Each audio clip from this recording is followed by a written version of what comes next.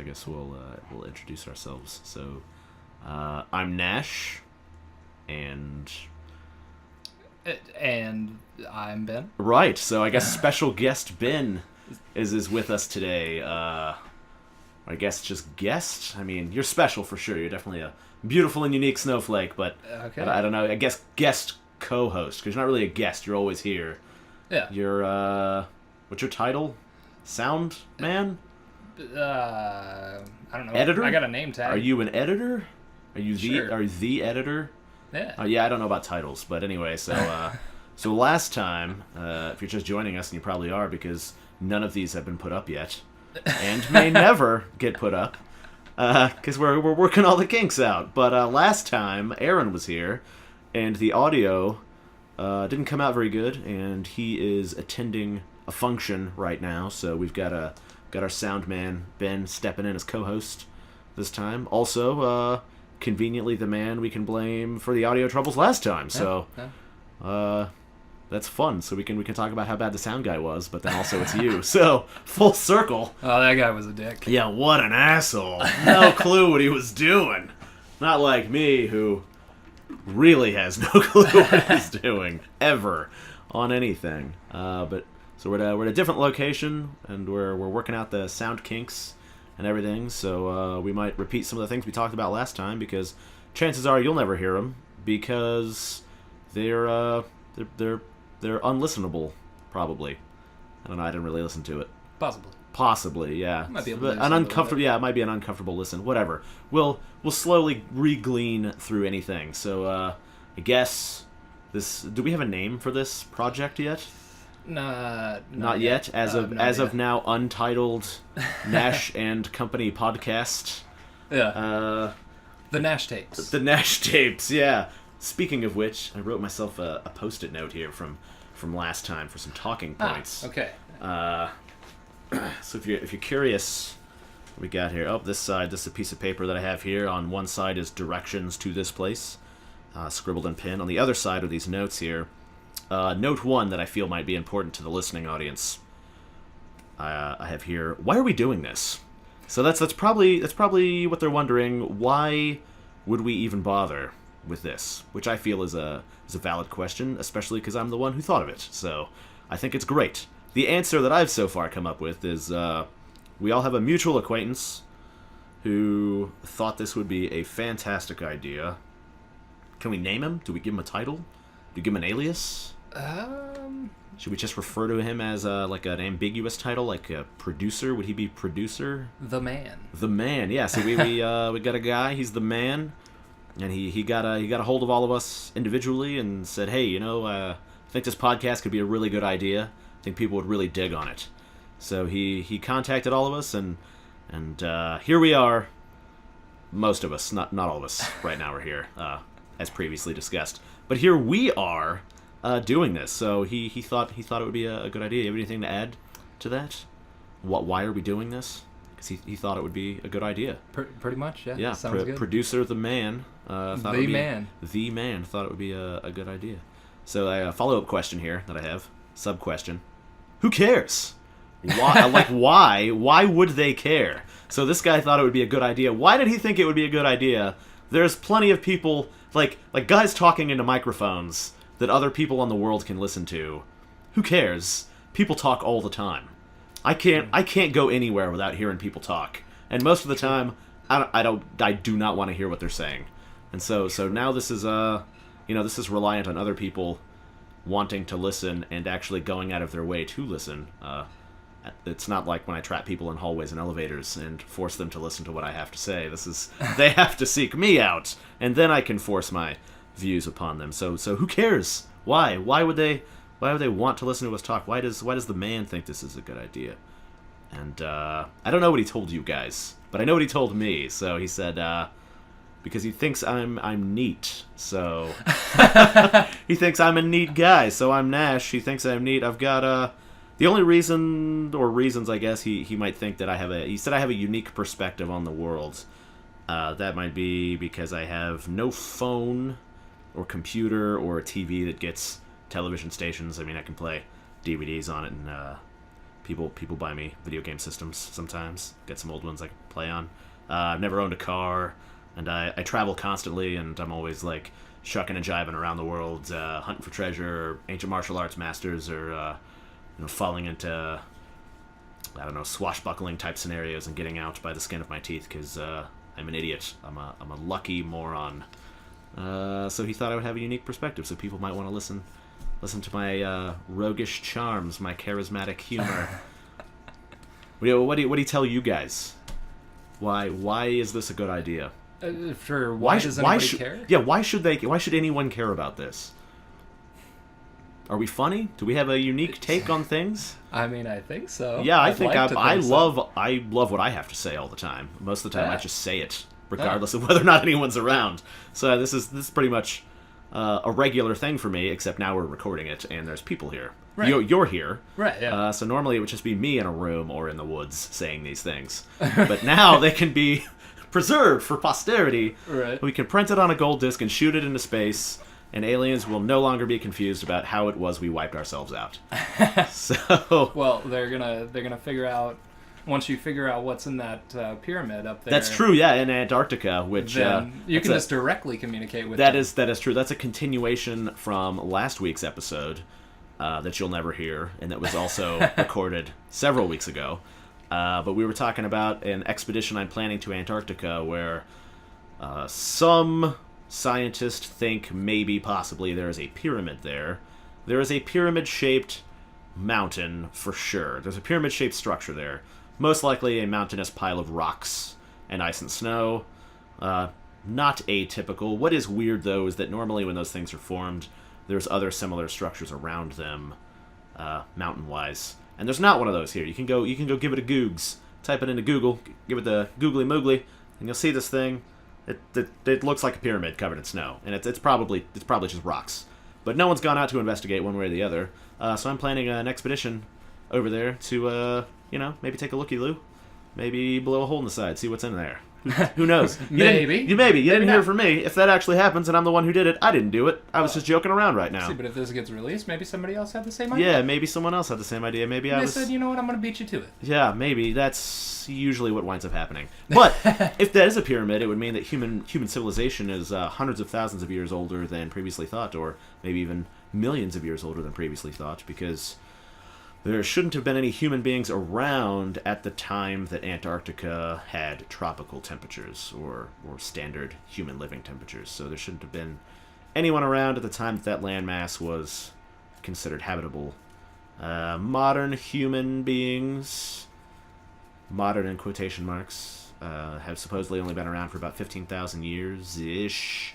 But just today, the news article, the scientists, actual scientists, real, not crazy people, well, maybe they're crazy, but real people who know what they're talking about, who have spent years trying to debunk this theory that they came up with themselves, are pretty sure that they found evidence of a mastodon being murdered by human beings 100,000 years earlier than humans are supposed to have existed.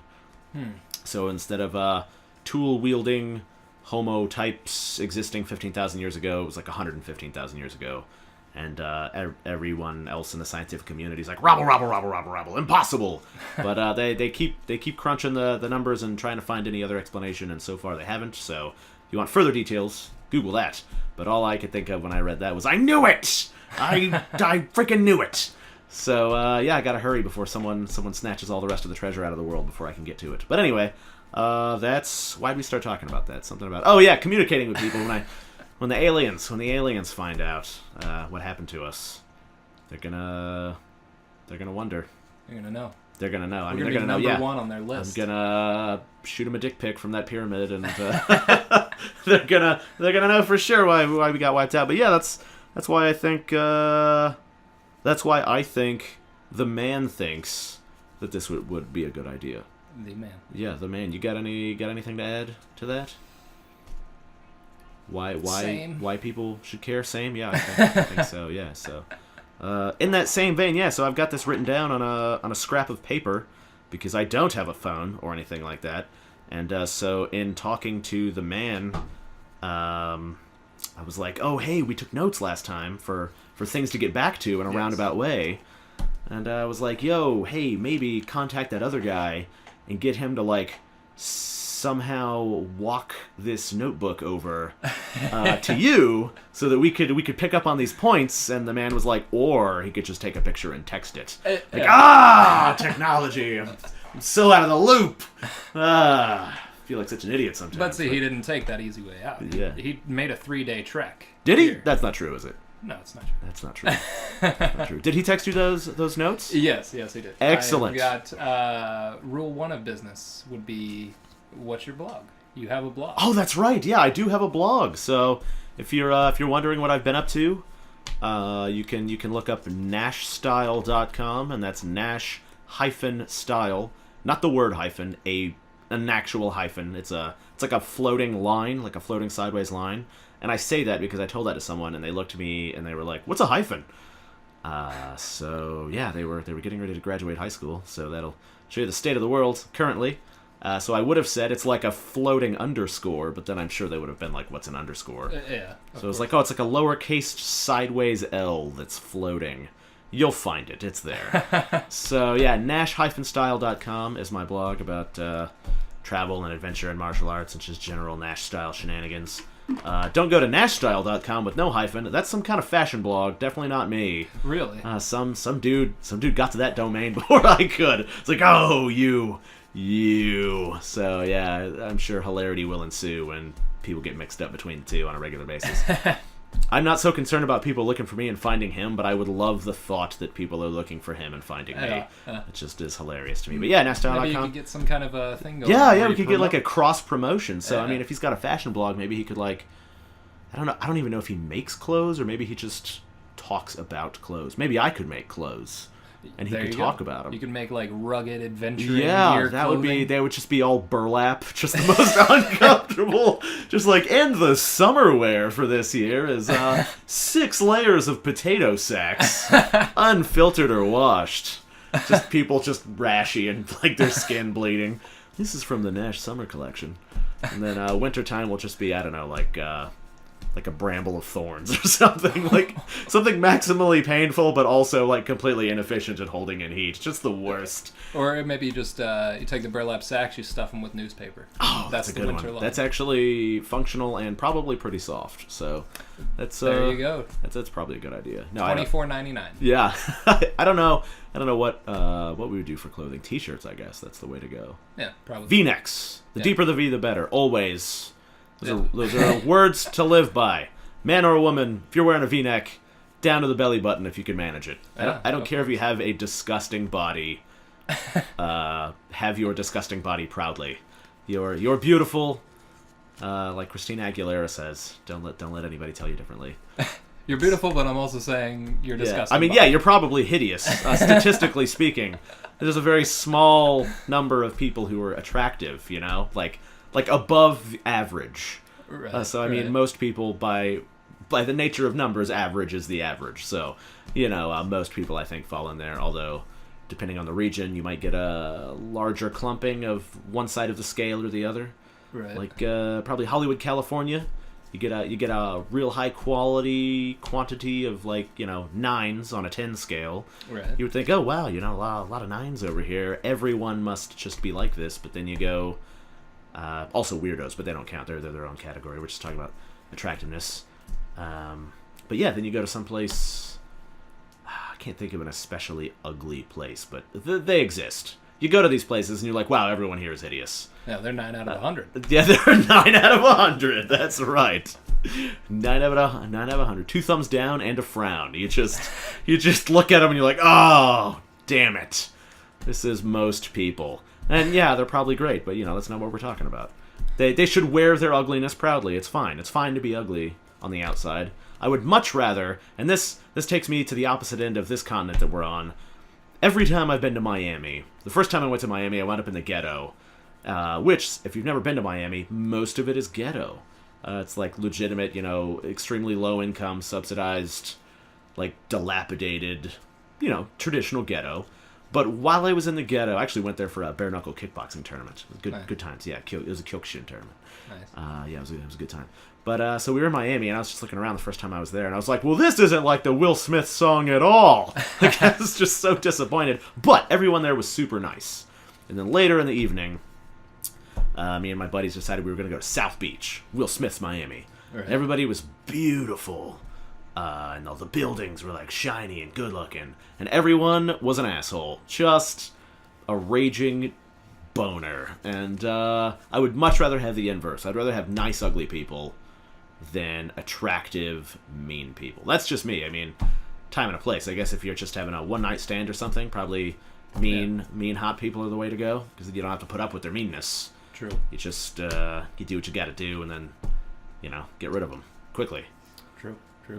But if you're like trapped in a, I don't know, where do people get trapped? Wells, coal mine. If you gotta get trapped somewhere, definitely the nicer person is the way to go. Because on a long enough timeline, everyone gets ugly.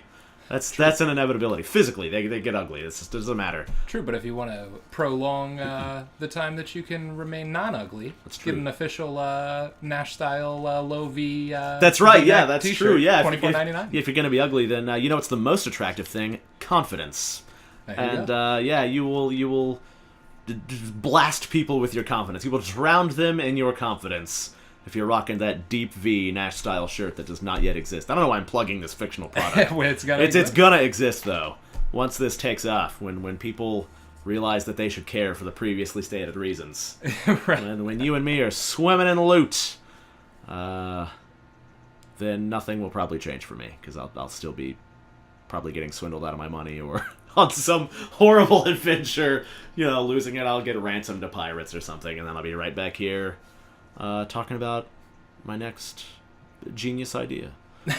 But yeah. Well, then you can just plug the the low V Nash-Style I got ransomed by pirates t-shirt. That's right. Yeah. I got I got kidnapped by pirates, and all I got was this last t-shirt or something like that. Yeah, normal souvenir stuff. What were we talking about? Why did we start talking about this? Oh, my blog. Yeah. This guy's got a fashion blog. Yeah, so I have a blog. I write on there, and occasionally do little videos, little cartoons and stories or martial arts training stuff. Oh, that's one of the things that the man got a hold of me and told me about. So he's an incredibly positive guy. Right. So he's trying to realize everyone's full potential, which I really appreciate, because the world needs more of that. There's a lot of downers in the world. So I'm making these little videos every now and again, because I don't have a phone or a computer or anything like that. So if you're looking at regular updates on the blog, you're out of luck. Once a month tops. And if you're wondering how I even go about having a blog or anything like that, well, you'll have to check the facts section of the blog. It talks about that. So there you go. Satisfy your curiosity. Do some research on your own. You'll appreciate it more when you get the answer. But basically, yeah, so I make these little videos and stuff because I've got stories. I've got a lot of anecdotes. I've got a lot of stories. So a buddy of mine was like, hey, these are pretty good stories. You should start doing videos. You should put this up on the YouTube and people eat it up. And I was like, yeah, all right. Well, originally it started, I would just have these stories because, I'd be traveling the world and I only see certain friends, once every couple of years.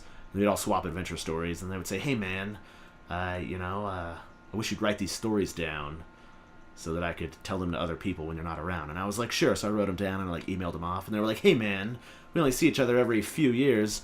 Why don't you get a blog and put your stories on the blog? And that way I can show people what's going on. And I was like, sure. So I did that. And they were like, hey, man, no one believes your stories. They're unbelievable. You're ridiculous. We know you're not lying. Everyone thinks you're lying. You should start taking pictures. So got a camera, started taking pictures, put them up there. They're like, hey, man, these pictures are great. I mean, no one still believes you, but when at least they have these pictures, and now they don't know what to believe, because the pictures make it look like everything's true, but it just seems like nothing can be true with this, which is fine. I stopped caring whether people believe me or not. I kind of relish their disbelief now. I'm like, yes, I'm so awesome, they can't believe it. But, yeah, so then they were like, hey, man, when people read your stories that don't already know you, they don't read it in your voice like you would tell it. Right. So it doesn't have the same impact. So you've got to get a YouTube and start telling these stories so that it carries over. And I was like, fine. So I started telling a couple stories on YouTube and making a couple little silly animated anecdote videos. And then the man got a hold of me. And he was like, "Hey man, love what you're doing. It's real good, you know. Got a real good idea, real good stuff going on. You know, you're a super interested guy. It's just, you know, the videos are just they are not good. They're just not good." And I mean, he wasn't quite that negative. I mean, he was trying his best to be positive. Basically, he was like, "They suck, but they should be awesome. Why do they suck so hard?" And so he was trying to troubleshoot with me, and he was like, "I think the reason that they suck so hard is because you feed off the energy of other people when you tell these things. But when I was recording myself for audio or video or whatever, it would just be me in a room. Right. And I wouldn't have any energy to feed off of. So it was very, like, it was inorganic. So, like, if I'm telling a story naturally, you would be like, "But wait, what about this thing?" And then I would say, "Oh, yeah, so about that." But there was none of that back and forth, so it was really, I don't know, like, staccato, like, it wasn't alive like it should have been. So that was one of the reasons he was like, you gotta do this podcast, right? Just do what you're doing, but better, or good at all, and then we'll go from there. So and in about 6 months here, they're still gonna be like, "Well, hey man, it's gonna be, I really like the idea, but it's just you need to do a documentary." Yeah. People, they still don't. Nobody believes anything you say. "Hey man, you need to write a history textbook because we still don't." "So I watched that movie about how you discovered world's oldest pyramid and completely rewrote human civilization, but no one believes you. So what they you think need..." It's all scripted. Yeah, which, I mean, they wouldn't be wrong. I mean, it would be true and factual, but all reality shows are scripted, and I know this. I know this because I know a guy who's in charge of producing reality shows for a major network that I can't name, but he works... He is also the man. A different man. He is a different the man, yes. He's an employee of the largest television network in Japan, but he lives in LA, and he imports TV shows from Japan and tweaks them for American audiences. And then he also develops original reality TV show programming for American audiences. He did a couple stuff for The Rock, like Dwayne Johnson producing some of his side stuff. And so I can't say which shows he's worked on, but he's worked on some major shows, and I ran into him. We got to talking, and he was like, "Man, you are nuts. I think I could make a reality TV show out of you. You want a show?" And I was like, "Yes, I do. Nice. Yes, I do." Yeah, and he was like, "Well, I don't know what it would be about, but you're insane, so people would watch it." And I was like, "Fantastic." So he gave me like a 15-minute interview that he filmed on his phone, and then he got me drunk, and he had me doing like one-finger handstand push-ups while I was drunk, and he's just like, "So, you know, where are you planning to go after this?" And I said something ridiculous, you know, that I wound up doing, and he's like, "Of course you would. Why wouldn't you do that?" I was like, "I'm going back to Africa to do this." And he's like, "Oh, of course." So his team was reading my blog for a while, and they were like, "Yeah, we love everything," but I guess those wheels turn real slowly, so probably nothing will ever come of it, because they need to have like a specific angle for the show. Right. And that's when I think we touched briefly on this last episode that no one will ever hear. But so to recap, I was reading an article a few weeks back, and there was this guy who got cancer. Did I talk about this? I feel like I remember part yeah? of this. Okay. Well, no one else is going to remember it, but they might have read the article. So anyway, there was a guy who got cancer when he was a kid, like a young child. He got this cancer. He got vicious chemo. Should have killed him, but it didn't. So he lived. He bounced back. When he was a young adult, I'm going to say like 20s or early 20s or something like that, he got cancer again. And so he had another vicious chemo round that should have killed him, but didn't. But they had to cut out one of his lungs. And so he only had one lung and double chemo treatment fries all over his body. And he was like, "You know what? You only live once. I'm going to go do this thing called the Explorer's Grand Slam." And that's where you climb the highest mountain on every continent, all 7 continents, and then you hike to the North and South Pole. And he did that, which means he climbed Everest, Mount Everest, with one lung. Pretty incredible. And the whole time he was getting, support, financial donations and stuff to go towards cancer research. Right. And I was like, yeah, good for that guy. Then a week later, I read this article. There's another guy who did the Explorer's Grand Slam. And then, after he climbed the highest mountain on all 7 continents and then went to the North and South Pole, he kayaked all 277 miles of the Colorado River through the Grand Canyon, and he is blind. Wow. That means this guy climbed Mount Everest and couldn't see anything. So, like, he can't see his Sherpa giving him a thumbs up when he's, like, close to the top, to let him know everything's going to be all right. All he can feel, all he knows is that there's, like, no more air. and all he hears is like the sound of bodies hitting the ground as those around him die. Like, Everest is no joke. And so this guy, this blind guy, climbs Everest and all the other mountains, and then kayaks through the Grand Canyon, all 277 miles. Like, even if he had assistance, who cares? Because you're on, like, whitewater rapids, and you're blind, so you don't have the, like, extra sort of reassurance that seeing that jagged rocks aren't about to kill you would give you. Like, if you're blind and you're kayaking Class 5 rapids, even if you're riding shotgun in someone else's kayak, you don't know when some giant rock is going to come to kill you, or you're going to flip over and drown, or whatever. Like, incredible. So, like, kudos to that guy and the other guy. But after reading that, I was like, son of a bitch, if these two incredible assholes can go do this, then so can I. So I decided I'm going to go do the Explorers Grand Slam, which is all 7 peaks, the highest peaks on all 7 continents, and then the North and South Pole. And then I was like, well, shit, how am I going to do this? Because the permits to be on Everest alone are like 30 grand. Wow. Yeah, that's pretty much, I think, Nepal is their major source of income, is people trying to climb Everest. Really? So, like, basically everybody that's climbed it has paid that 30K? Right, yes. Wow. Yeah, or found a way, like, you know, donations, corporations, whatever, some way, some equivalent, most likely. I can't speak for everyone. Probably not the first few people to climb it ever paid that. Probably because the, Nepalese didn't realize that idiots would try to climb the highest mountain in the world and drop dead all the time. But now they know. They're wise. They're wise to the whole thing. So then on top of that, you got your permits, you got your Sherpas, you got your supplies, you've got all your red shirt guys that are definitely dying. So you need, you got a whole squadron of people that you got to pay for to climb Everest typically. So I was like, shit. And then it hit me. That's my angle. So last Saturday, I wrote up a treatment and I sent it to this producer to see if maybe his network would fund me doing the Explorers Grand Slam. That'd be pretty good. Yeah, that would be pretty epic. So I did get a reply a couple days later, and it was a denial of transmission because my packet was too big, so their network wouldn't allow me to send the email, so I had to compress it and then resend it. Okay. So I haven't heard back yet because I only check my email once a week. Okay. So that was last week. So who knows? Maybe I could get them to pay for that, and then that'll be my reality show. I was like, I'll go from mountain to mountain on each continent, but I'll be like treasure hunting along the way and having like zany adventures on the way to the mountain, and then all this stuff. And so who knows? Best case scenario, that gets taken care of and knock them all out in like 6 months. Worst case scenario, I got to fund this whole thing myself. It's gonna take like 3 or 4 years. Yeah. Because I'll have to stop all the time. Like, I'll do a mountain and then have to work for like 6 months to get money, and then I'll do another mountain and then have to work for like 6 months. But right now, I'm in talks to go back to Alaska to do another fishing job. And if that pans out for this July and August, then I'll climb Denali while I'm there, which is the highest mountain in North America. I've been to Denali a couple times since I've been in and out of Alaska quite a bit. But I've never been up Denali. So I figure, if I'm already there, that's the first one to check off. And then I'm going to South America in December for a few months. So I'm definitely climbing that one. And the one in South America is the second highest mountain in the world.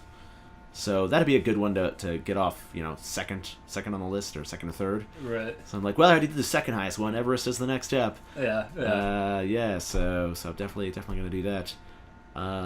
So when I get up on Everest, I'm definitely... Also, there was at one point like tons of bodies everywhere, because there's just not enough. The atmosphere is not sustainable for any extra effort. So like if someone goes down, you don't personally have the strength to like help them. Like it's hard enough for you to exist. You don't have extra energy to like help anyone up. Like if you go down, you're dead, basically. You can't, like, why not just bring like a can of oxygen? A good question. So they do take a lot of extra oxygen. The problem is actually there's the same amount of oxygen up there as there is anywhere else. Okay. It's actually the difference in atmospheric pressure. Okay. So how your blood works is you've got your red blood cells that float around, and they bind to the oxygen. And then when oxygen binds to your red blood cells, they float around till you get towards your lungs. Or rather, when the red blood cells float over to your lungs, that's when the oxygen gets to them. And then they stick to your red blood cells, and then they float around, and then the oxygen gets where it needs to be, right? Right. But it only bonds to the red blood cells if there's a pressure differential great enough to force the oxygen into the red blood cells. But because there's so much of a lack of pressure up there, there's not enough pressure. So you're getting the same amount of oxygen in your lungs, but then you're just breathing it out because it's not bonding to your red blood cells. So even if you're huffing like pure oxygen, you're still not bonding it to your blood. You're just blowing it out with your exhalations. So you get a little bit more oxygen in your blood just because you're breathing like pure oxygen, right? As opposed to like a mix of nitrogen and oxygen. But it's really a conversion metabolic factor as opposed to like a lack of oxygen. So yeah, it's frightening to know that there's pretty much nothing you can do. In that I think you could like they make suits or something like compression kind of deals. You could in theory build like a compression. Like an underwater suit? diving? Yeah, it would be the opposite of that. Yeah. So, like, that's to keep you from compressing too hard. Right. So this would be like an anti-underwater suit. I guess you would have to build, what would that be, like a blimp? Reverse blimp? Yeah, because you would have to put pressure on yourself. So you would have to put you would have to get in a chamber, like a man-shaped chamber, and then turn it on. And then all that pressure would be on you, but then you would be getting crushed with extra pressure. You could take one of those diving suits, like the old school ones, and fill it with water. It's true. Nope. And then walk up. But that would still just be extra weight, but the same atmospheric pressure. So they do. Really? Yeah, they do make special chambers to simulate that, but all those chambers do is they don't change the pressure differential. They just suck out the oxygen. They're oxygen deprivation tents for to train your body, and that's another reason why if you ever see people working out with those masks that are supposed to simulate high altitudes, those don't actually work because they just make it harder to breathe in, but they don't change the consistency of the air or how your blood bonds because you're at the same atmospheric pressure level, so they don't actually work. Snake oil that. Huh. It's, yeah. Interesting. Yeah, I mean it's great for strengthening the muscles required to take a deep breath, but it doesn't do anything for your body's ability to process oxygen. Fun fact. But yeah, so they do carry extra canisters of pure oxygen up to Everest, and they just burn through them. They're like 1, 2, and they just have to drop them. But yeah, they're just good for like one breath at a time, and then you're only getting a small percentage of the oxygen into your blood that you're actually breathing. You're just doing anything you can to not die when you're up there. Okay. And from what I hear, I haven't been up there yet, but I'm going. But if that is still the case, if they still haven't sent like a team up there, the path to the top used to just be strewn with bodies on either side that they'd never been able to get down. Like people had just dropped and then that's where they were. So my plan is to maybe go see what these guys left up there. If you get what I'm saying? Yeah. No, I mean, one man's coffin is another man's treasure chest. I mean, they're not using it. Yeah. So, who knows what's up there. Maybe I could be a good Samaritan and return some heirloom to some families.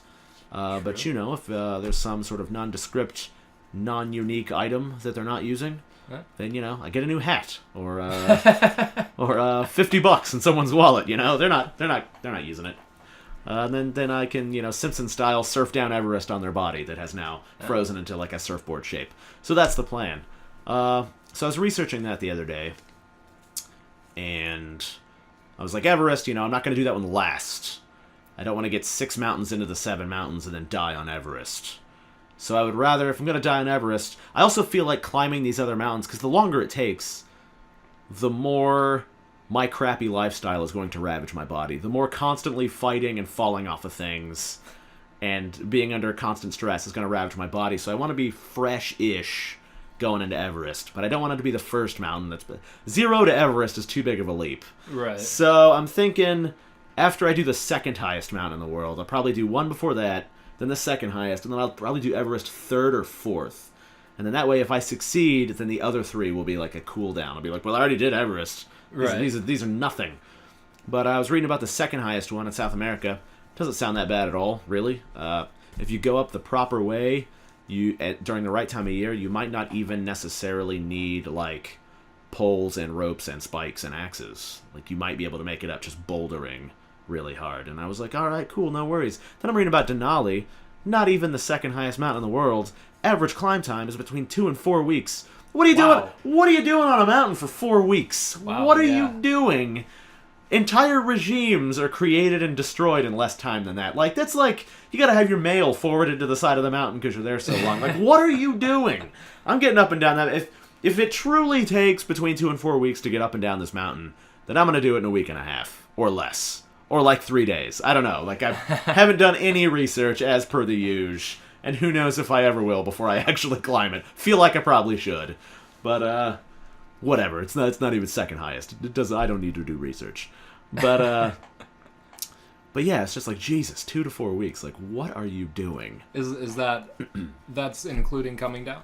They weren't specific. I have to imagine that that's including coming down, because otherwise you're looking at 4 to 8 weeks to climb this mountain that's not Everest or the South American mountain that I need practice pronouncing. Now, let's say that they had like a trolley type of a system, like one of those floaty, like train like things. A Zeppelin, like you know what I mean, like the train deals that are like suspended on a wire. Oh yeah, like what do they call those? It's not a tram. It's because I took one before. They're like the snowboard deals. Yeah. Those guys. Yeah. Well, let's say they had one of those at the top. Right. If you could take it down, would you take it down? That's a good question. Or would you just? It's a good question. I would have to read the situation. That is a good question, because the important part is in the climbing. Yeah, you're so if I climbed the whole thing up. Yeah. And that's a good question, because I do pride myself on not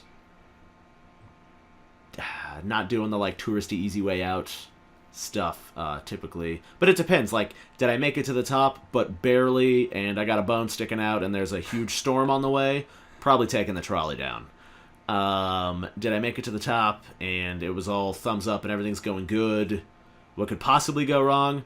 Probably gonna climb down and then wish I took the trolley. 'Cause something terrible is probably gonna happen. That is a good question. I'd have to do some research just to find out what everyone else did so that I could be better than them. So if everyone's taking the trolley, I don't know. If the trolley's somehow crazier than climbing down, I guess it depends. It's a variable situation. Okay. I can't say no for certain. But I also can't say yes for certain. I feel uncomfortable saying that I would ride a trolley down, but also secure in the fact that I had just climbed the whole thing. Yeah, the point is going up. Yeah, so the point is going up. If it seems like, if I'd climbed the whole mountain, and then reversing that in my mind, it seems like it wouldn't be a challenge. Right. If there was no challenge at all, and all I was doing was saving resources, let's say maybe it does take so long that I'm actually spending a lot of resources to get down when I could just take this trolley, but spending those resources isn't getting me any experiential benefit. Like, I'm not experiencing a new thing. I'm just like, ugh, now I gotta go down. It's gonna cost me so much money, or food stamps, or whatever I'm using to fund this. Right. So I'd probably take the trolley to save on resources, because I already won, and I wouldn't be gaining any like new experience by climbing down. Yeah. Whereas, if the route down was different, or somehow different, and it oftentimes is, climbing down is oftentimes like a great challenge, like way more of a challenge than going up in a lot of cases. So I mean, I've climbed a lot of mountains where going down was just the worst, and if I'd taken a trolley down, I would have missed out on all those beautiful hours and days of just constant complaining about how terrible it is. And there's something beautifully cathartic about that in the moment, and then super fun after the fact. So there's like the type of fun that's fun at the time and kind of cool to talk about later, and then there's the type of fun that's not that fun at the time but great to talk about later. Right. And that's usually where all of my stories lie, is way on the like completely outlier zone of that spectrum. Is I just have the worst time doing the most awesome things, but then in retrospect I'm like, yeah, I'm pretty awesome. all those terrible things that I did barely. So I'd probably climb down, but I can't say for certain. That's a fantastic question. I never even considered that there would be a trolley, and those things. Well, exist. I mean, if it takes 4 weeks to get up and they're not counting downtime, there's got to be a trolley or something. do exist, and there's a better word than trolley, and I can't remember what it is, but I'm just gonna keep calling it trolley. I think I might call it sky trolley, which is definitely not a thing. Oh, what is that? Like a lift? Yeah, but it's got a specific airlift. No, like Sky Trolley and the World Captain of Tomorrow, or whatever that movie was. Lift trolley. Lift trolley. I don't know. Sky. Son of a bitch. Hangy wire. Yeah, you know what I'm talking about. But yeah, they've got one of those in the Shaolin Temple mountain range. Cool. Yeah, so you'll just be, or if you're me, I will just be lost in the Shaolin mountain range. And then all of a sudden, it's just like one of these things goes flying over you, and you're like, well, that kills the magic. There's one of those there. There's a bunch of them on, various Japanese islands. There's not one on Mount Fuji, thankfully. But they've got that bus that goes halfway up, which is a major buzzkill. Oh, yes. Yes. But, good question about the trolley. I always forget that just people like to... Oh, they've got one for Mount Victoria in Hong Kong. Yeah. I actually did take that one. It's pretty nice. That one's an experience in and of itself. I took the trolley on purpose because that's its own unique experience, because it's such a weird angle that you feel like you're going to flip off the trolley. Oh, wow. That's pretty cool. I mean, you're enclosed. There's no physical way, but right. It's a cool sort of a thing, because you feel like you are positioned correctly, but that the world is askew. It's like, oh, who turned the world sideways? Also, a buzzkill, when you get to the top of Victoria Peak in Hong Kong, what do you think is up there? Mountain? Yeah, there's a mountain up there. I mean, they've kind of... A skyline? They do have a beautiful skyline with all their skyscrapers and stuff, but is there like a burger stand up there? They've got some shops up there. They have a small sort of shopping quarter, but which is fine. It's kind of a touristy destination, and that's handled really well, but... What I wasn't expecting was this one specific restaurant up there. And I'm going to give you 3 guesses to guess what it was. McDonald's. Not McDonald's. Although I think they do have one, but yeah, I almost expect them everywhere now. Panda Express. No. Hold on, alright, so... I've already used up 2. Yeah, quit guessing so fast. Alright, so we'll say McDonald's, and then I'll say no. It's an American franchise restaurant based off of a movie. Based off of a film. Okay. Like the entire theme is based on a film? Yes. Well, I only have my one guess left, and I don't want to guess it. It's all right. You get 2 guesses. The other one didn't count. Is it Moe's? The Southwest Grill? It's not. Is that based on a film? There's a lot of references to film and music and stuff in their kind of brand. So that would be kind of like the Hard Rock Cafe being based on an album, but it's just based on the concept of albums. Yeah. Okay, so Moe's is based on the concept of films. Is that it? And well, entertaining and that types of the whole realm of that type of a deal. All right. No, it's not that, but that's a good guess. All right. Based on a film? It's based on a film. It's based on a thing inside of a film. Oh, it's based on a thing inside of... Wait, the thing in the film isn't based on this thing? Correct. So it's definitely not Pulp Fiction that you're talking about with no, it's not whatever's in Pulp Fiction. No, this restaurant came into being because in this film they talked about starting this business. You give up? You're not going to guess. I feel like you might. Guess it. I can. Yeah, I'm sure you could. You definitely could. Do you want another hint? Yes. All right, this one's going to be super obvious. So if you don't get it, you're not going to get it. Okay. All right, shrimp. Oh, okay. Bubblegum. Bubblegum Shrimp Company. What are you doing on top of Mount Victoria Peak in Hong Kong? Get out of here. There's a lot of shrimp up there. Shoo! Yeah, there's no shrimp up there in the mountains. To the best of my knowledge. That's ridiculous, yeah. I was on top of a mountain one time and there were tons of crabs. Freshwater stream crabs. Huh. Way up in the mountains, just heaps of them. In fact, this is part of a much longer, more interesting story, but here's just a small anecdote from it. I was walking on this gravel road, and I was super exhausted, and I passed this stone in the road, and I was barefoot, because I've been walking for 800 miles barefoot, because I was a Buddhist monk on a pilgrimage, but that's a different story. So I'm walking, and I'd also been...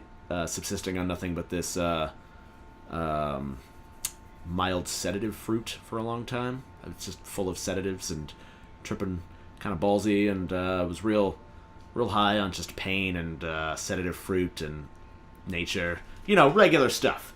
And so I'm walking, I pass this stone, but I'm going really slow because my feet are all bloody. And as I pass this stone, I feel like minutes have gone by, and I look over and I'm still parallel with this stone, and I was like, oh shit, I've gone nowhere.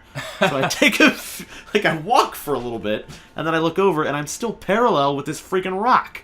And I was like, did I black out? I might have blacked out because I was, I'm like, the sun is like inches from my face, and it's like, oh, I'm dying. So I take a few more steps, and then I stop and I look over and I look down, and this stone is actually a crab. And it had been moving when I was moving, and I was like, oh my god. And then I realized the gravel road I was walking on was actually crabs. Okay. The whole thing was crabs. Okay. And that's one of those stories no one believes me, but I actually took a picture of one of the crabs, and then I took a picture of a sign on that road in the mountains. You know how they have those deer crossing sign or giant moose? It was crabs. There's a big picture of a crab on one of those diamond-shaped signs, because what happens is this time of year, they breed in this stream on the mountain, and then they all just landslide down the mountain at this specific time of the year. So I was just in this weird mountain freshwater crab migration, tripping balls. Yeah, it was weird. I don't know why. Oh yeah, shrimp. Probably not up there. I can't say for certain that they're not, but probably not. But it was real weird. And then last time I was in Tokyo, I was kicking around, and took this girl to an amusement park. I went to go get something to eat. Freaking Bubblegum Shrimp Company! Right there! They're everywhere! Why? Why is Forrest Gump so popular? Or the shrimp company? Why is shrimp popular? I don't really like shrimp. Yeah, myself. And I like seafood. Not a lot of... I like seafood a lot, but shrimp are gross to me. I don't like them. Yeah. I don't like anything about them. I don't like the sauce. You don't get very much for you don't what you get pay much for either. Yeah, and what you get is mostly poop. So you get that true, poop tube. Yeah. But, they're just little ocean bugs. If I'm gonna eat an ocean bug, I want to eat like a lobster. Yeah. Like a proper ocean bug, not a tiny, whatever ocean bug. Yeah. What else do we have here? What else were we talking about? Oh, we have talking points. We were gonna say talking points, and before I forget about it, I wanted to come back to the thing about the TV series idea. I feel like if, just in case, if he shoots down this one, I have another revision that you might want to consider. Lay it on me. So you do the Grand Slam. Yeah. But you take along someone with you that doesn't want to do it at all, or that's just completely scared of the entire thing. I love this idea because one of my greatest joys in life is subjecting people to me. And people who just aren't necessarily equipped to deal with me. And that's... As an example, right? I feed on that, and I think my diet consists of 3 things. That feeling that they give off when they realize that what they're experiencing is my entire life, and that I actually like that, and they do not, and that they're stuck at the moment. I eat that feeling, and adventure, and I told you so's. Those are the 3 main forms of sustenance that fuel me. So this idea would probably make for even better TV. Your idea would probably make for even better TV, because you need that foil. You need something. Also, you need something to put me. You need something for scale, right? Yeah. The average. Yeah, because if you don't, a common thing that happens to my friends is they get so acclimatized to me that I lose all sense of ridiculousness to them. I just am Nash. No big deal. Right. And nothing I ever do will ever impress them or surprise them. They just expect things. I could, case in point, I went up to my buddy last week. He was jogging and I was jogging, and we didn't know we each one were going to be on a morning run, and we crossed paths. He's like, hey, how you doing? I haven't seen you in a month. And I was like, yeah, listen to this. I'm going to go climb Mount Everest. Without batting an eye, he was just like, well, don't die up there. A lot of people die. Let me know how it goes. And that was no. And he wasn't Joe. He wasn't being condescending. He was just, honest. He had that look on his face. Well, honestly, I'm surprised you haven't already climbed Mount Everest. Right, and that's what always happens. But something I love is meeting new people and watching them go through the stages of knowing Nash. And those stages are, at first, bitter incredulity. Like, they refuse to believe that I exist. There's no way that these stories are true. So they're just like, no, you are a lying attention whore. Who cares? What an idiot. And they're right on some of that stuff. But my stories are true.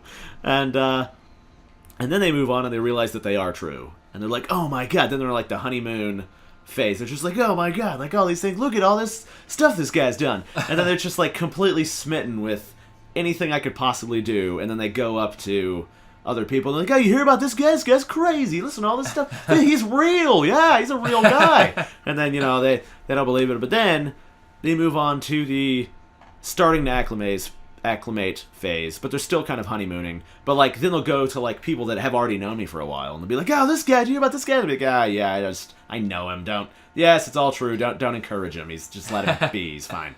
And then they move on to sort of they go back down, so it's kind of like a bell curve. So they get way down on the other side of the bell curve, and then they're just.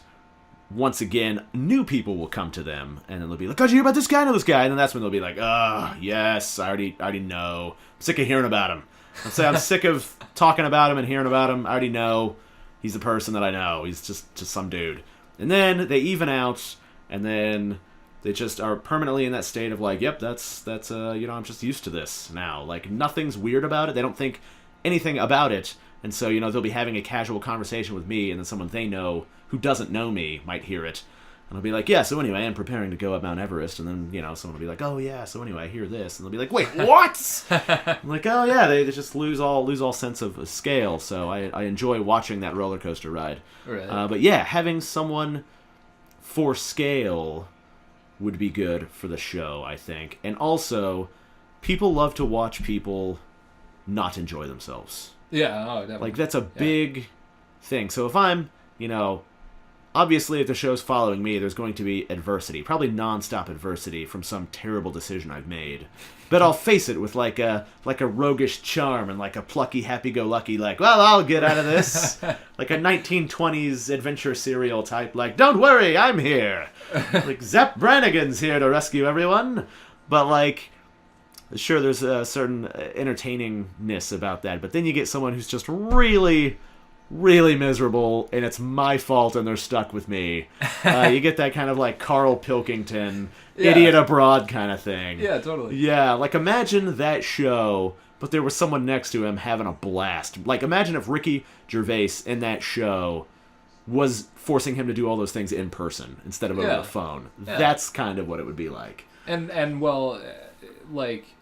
you're adding the other person in that, but also you're doing things that would be... I mean, an idiot abroad, he's just going places, and he's doing stuff that average people would usually want to do. Yeah, he did do that bungee jumping, the original bungee jumping spot, and that was a pretty good one. Yeah, he has done some of that stuff where it's like maybe an average person would think, I don't want to do that. Yeah, he didn't want to do the skydiving or whatever it was he did. For the most part, though, it's pretty... But yeah, he did some pretty normal stuff. Yeah. And then so if you... What we would consider normal. Yeah. So if we... just took that to the extreme degree, and just a regular-ish guy. Just like, hey, we're going up Mount Everest. Trained people die all the time. Are you ready for this? And like, I don't want to do this. Maybe I'll leave him at base camp. Who knows? Well, it could be a fun thing. We can go hunt for the Sasquatch because apparently that was recently sighted there, as of 2 years ago. Mount Fuji? Mount Everest. Oh, Mount Everest. Mount Everest. Really? Yeah. Okay. In the Himalayan mountain range. Yeah, they sent a drone out there, but then they all got altitude poisoning because they went up too fast. They went up in a helicopter instead of like climbing. Huh. So they went up to a next higher base camp, and they couldn't stay up there for more than like 15 hours, and they had to go back down. Huh. And then they left. They did not further pursue the Yeti because the season was coming to an end for the climbing. The weather was going to get bad, so they're like, well, we might come back in a year. Like, he's going to be way gone by then if he even exists. Totally. So yeah, maybe we'll keep a sharp eye out for Shambhala, Shangri-La, Sasquatch types. Who's to say? But yeah, that'd be nice to just drag some regular dude. Regular dude around. Oh, I know what I was going to say. For example, subjecting people to things I really like. I really genuinely like the fruit durian. Have you ever had durian? No, I think I've heard of that, though. It's got, like, all those seeds in it. It's like a pomegranate-looking thing, or... Am I wrong? No, that's a different... Totally wrong. Totally, mostly wrong. We'll give you, like, 95% wrong. It's, picture like a mace, like a ball with spikes. Okay. But it weighs, like, you know, like a few kg, like several pounds. It's, like, this big, like a... Like, they will definitely kill you, and they are super hard on the outside. Okay. Like, they are just natural battle weapons. But they're a fruit, so once you crack the shell and get in there, they are a delicious fruit, but the smell has been likened to rotting human corpse covered in fresh baby poop and caramelized onions. Oh, that's lovely. And it's actually notoriously so powerful that it's banned in public spaces in the countries where they are common. So, for example, in where's a good one? Malaysia, hotel lobbies and buses and things like that. You can't crack one open in public because it's like opening the Ark of the Covenant. You just crack it open. It's like woo! Like the smell gets out. I love eating these. I genuinely like them. The smell doesn't bother me. I like the taste. But other people, not so much. Like, some people really like it, some people don't, but most people don't like the taste. I do stuff like, I took a durian to the movies, and, like, during the movie, I was like, kapow! And, like, opened it up, and then I was just eating durian. I'm a hoot to go to the movies with, by the way. That'll be a topic for a future show. Remind me about going to the movies. I'm a real... probably unpleasant person to go to the movies with because I take the movies very seriously. Like I have to see all the trailers. If I miss a trailer, I will bail on the movie. Oh, okay. Yeah. Okay. Yeah. No, one does not pay to go to the cinema to not get the full cinema experience. So I need to see all the trailers, and I need to sit fourth row, dead center. Okay. I'm not going to be off to the side. I'm not going to be far away. I can watch a film from the roof of someone else's house for free if I want. But if someone's paying money, hopefully not me, but if someone's paying money to go to the cinema and I'm there, I take it very seriously. So I'm probably really unpleasant to be around with because I'm always doing shit like sneaking rotisserie chickens and durian and stuff into the movies. I don't know how you sneak that in there. But, I'm real good. I'm a pretty good smuggler. But also I'm the guy, because I take the movie seriously, if people are talking or on their super bright-ass phones, I don't let it go. I make a scene. And so I mean, don't ruin my movie-going experience. If your wife is pregnant or your kid's a shithead, like, deal with those problems in the lobby, pal. Like, I'm trying to watch Iron Man punch another guy. Like, I don't need you ruining my thing. But so anyway, snuck a durian into the movies. I take durian just anywhere. I love to get groups of people together that I know and then give them durian for the first time and see how they react. And I've done it like 6 times so far, and I've never once filmed it, to my dismay. But I think that could be a thing we do on the show. You know, I brought a talking point today. So I think in a future episode, we take our other co-host, and we don't warn him that durian's coming. Okay. And then, if we film this in his house one time or wherever, we definitely bring it into an enclosed space. The problem is, or maybe not a problem for everyone else, you can't get a whole fresh durian in this country because they're not native to here and they don't grow well. So you can get one that was frozen whole and shipped over, but they're like $2 a pound, but they average like 40 pounds.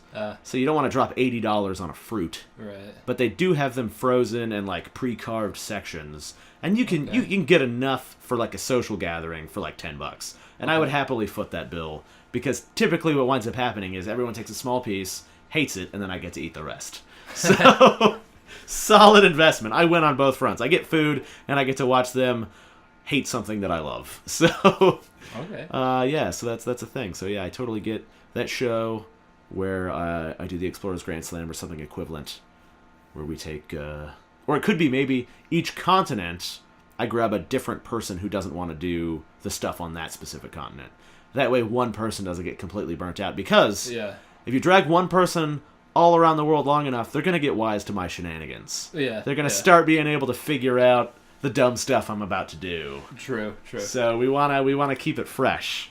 Cuz I at her request, I drug this girl across Europe for a couple months, and even by the end of that couple months, she was wise to my shtick. She knew. She was like, wait a minute, you don't know where you're going. We're in a completely different city. I'm like, just follow me. I'll get there. Like, yeah, so that's a good story, too. We'll tell that one time. But yeah, so good thought on the TV show. See, this is why it's good to, what do you call this? What is this? It's like a meeting. Podcast. No, I mean, this whole thing is a podcast. Yeah, what's it called when you... Brainstorm. Brainstorm. I think that's the word. What's it called when you already have an idea? Spitball. And you give it to somebody else, and you're like, what do you think of this idea? Feedback, maybe. Yeah? Maybe? I mean, feedback's a thing. Thomas Edison? No, that's when you steal everyone else's ideas. That's that's backwards. That's which I guess this kind of counts because these other guys already did the Grand Slam. It's not like I'm thinking of it. Okay. So yeah, this is kind of a Thomas Edison situation. Okay. But I won't. It's not a full Thomas Edison because I won't get to take credit for having invented the Grand Slam. Okay. So it doesn't quite count. There's already clear documentation that this was already a thing. So. Well, however, to lay public knowledge, right? A person such as myself that's not.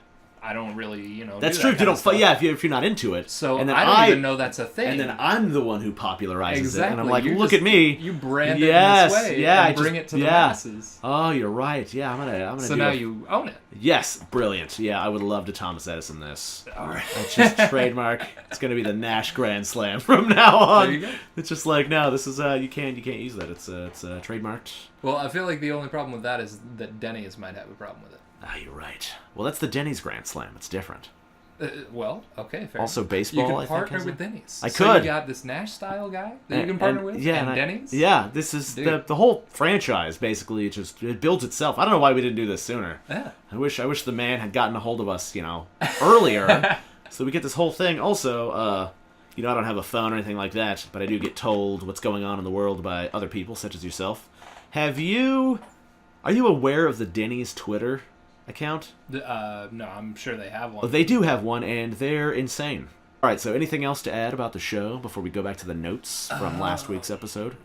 What's our timestamp at right now? We are at 1:02:58. Is that 102 minutes or 1 hour and 2 minutes?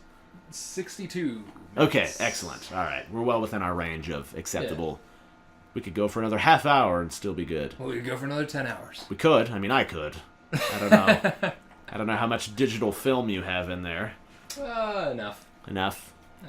I don't know a few. I don't know how many hard discs you're spinning. Several. All the discs. They're like tops, right? Like Pogs. Do you remember Pogs? Yeah. Okay. I mean, I kind of had the residual Pog. I wasn't... Yeah, I don't think anyone ever was in the cusp of Pog madness. I don't know if that was ever a thing. Oh, okay. I don't know. Yeah, I genuinely have no idea. I'm the worst guy to ask if a thing was popular or not. I really just... I don't know. But anyway, where are those notes at from last week? I can pull them up here. That's not the right thing. Oh, he emailed them to you. Yes. Well, that's fancy. There he is. Okay. All right. What's item 1? Blog. Blog. We did that. We plugged the blog.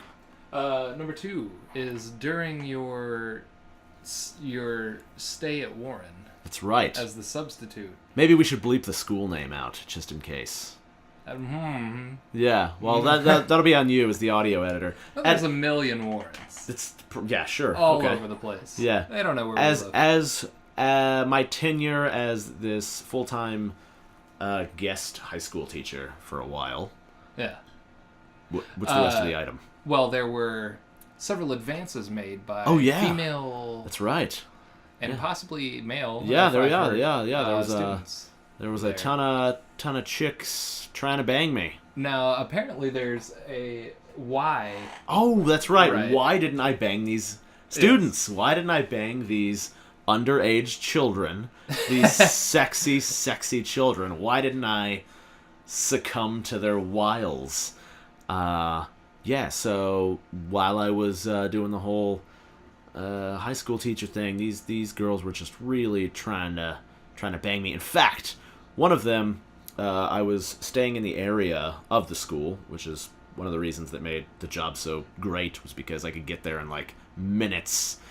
Because you have to be there like 6:30 in the morning because school starts at 7. It's ridiculous. Yeah. I'm not getting up super early to go somewhere by 6:30 in the morning if I have like a legitimate commute. Right. So I was like, well, I'll just teach at this high school. It's I could walk there if something terrible happened.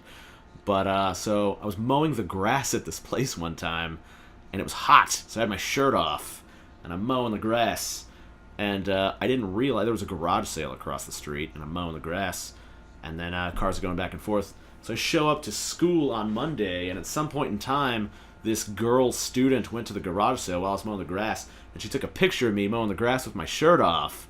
And then, like, I don't know. Do you tweet pictures? Probably back at that time you might have MySpaced them. No, definitely. It was just a couple of years ago. Oh, this was only... Yeah, okay. yeah, this was just a couple of years ago. I'm imagining... How old do you think I am? Well, I think you're, like, late 20s. Okay, yes. So, yeah, it was... Yeah, so it was, like, a few years ago. You could have easily had a teaching job, like... 10 years ago. I could have. I definitely could have, because I know someone who did. Like, there you go. Get it. Yeah, but no, it was just a couple of years ago. Oh, okay.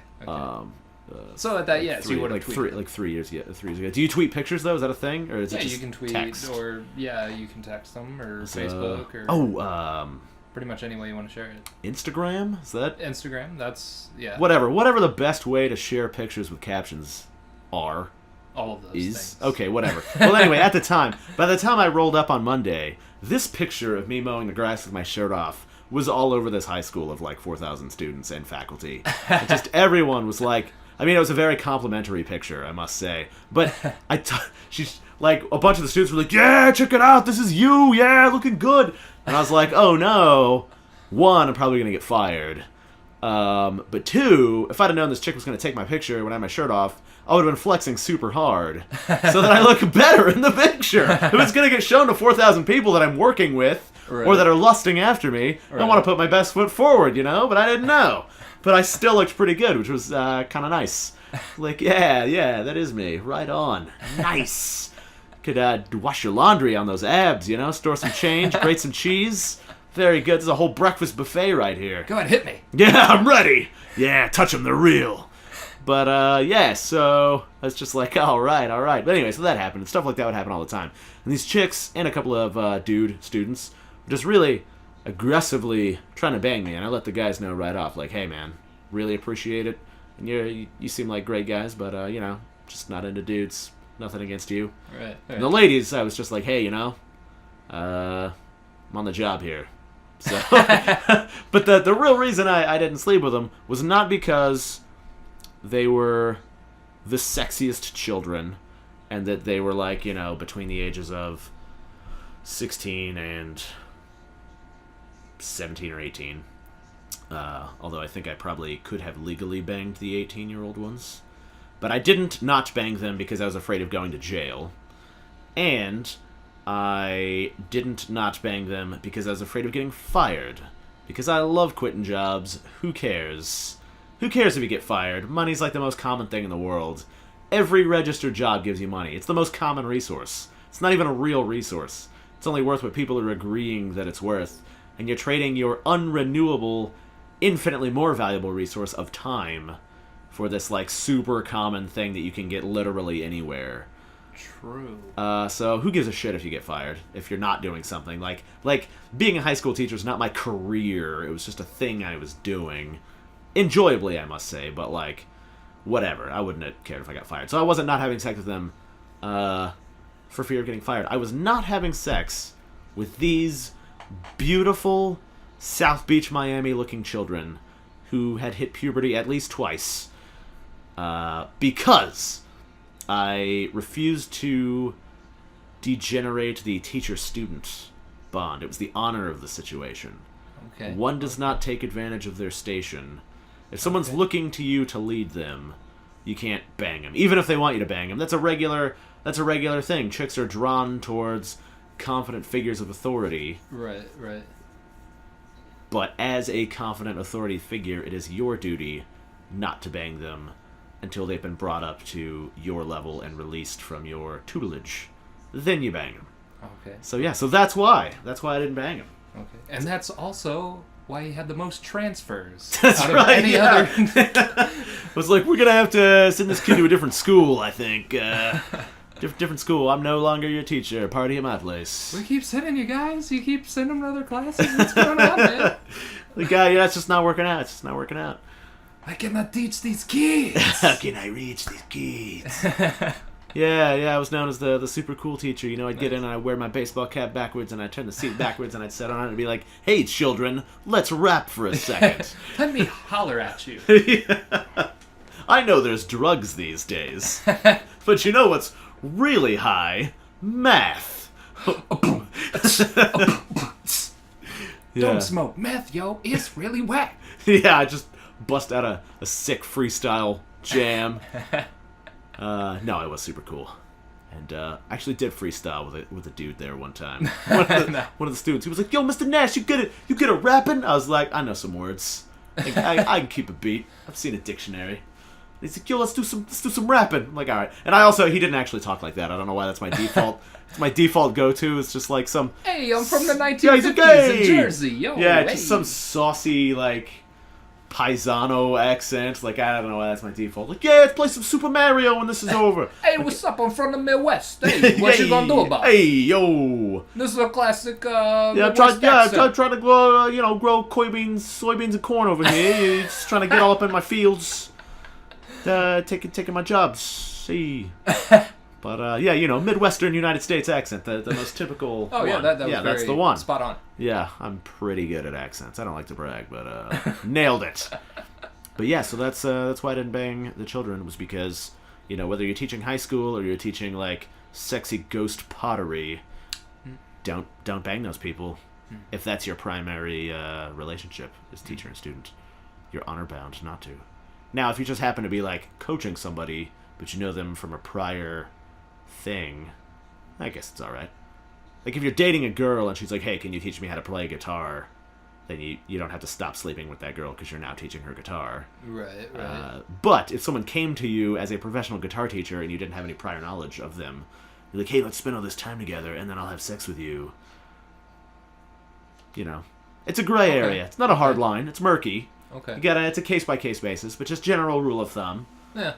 Yeah, especially in an official school setting. Yeah, I feel like the official school setting. It's probably because you go to a guitar teacher. I mean, that's like a $15 an hour kind of a guy. Yeah, that's true. That's true. Yeah, it's the official school setting. So I guess if I was like in an official martial arts teaching school or like an official high school or like a wilderness mountaineering school, I wouldn't bang those people.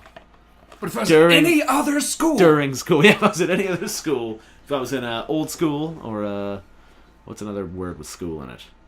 Fish school? Fish school? Oh yeah, school of fish. There you go. I would bang someone in a school of fish. I wouldn't bang any of the fish on purpose. There's a lot of thrashing about, so who's to say what happens? But good one. School of fish. That's a good one. Yeah, you could be a freestyle rappist. Nice. Yeah, you know a lot of words. Maybe not freestyle. Maybe like completely premeditated. Give you lots of time to think of beats and words and things. But yeah, you could do it, I bet. All right, cool. And I say that with the confidence of someone who's never actually done it, successfully.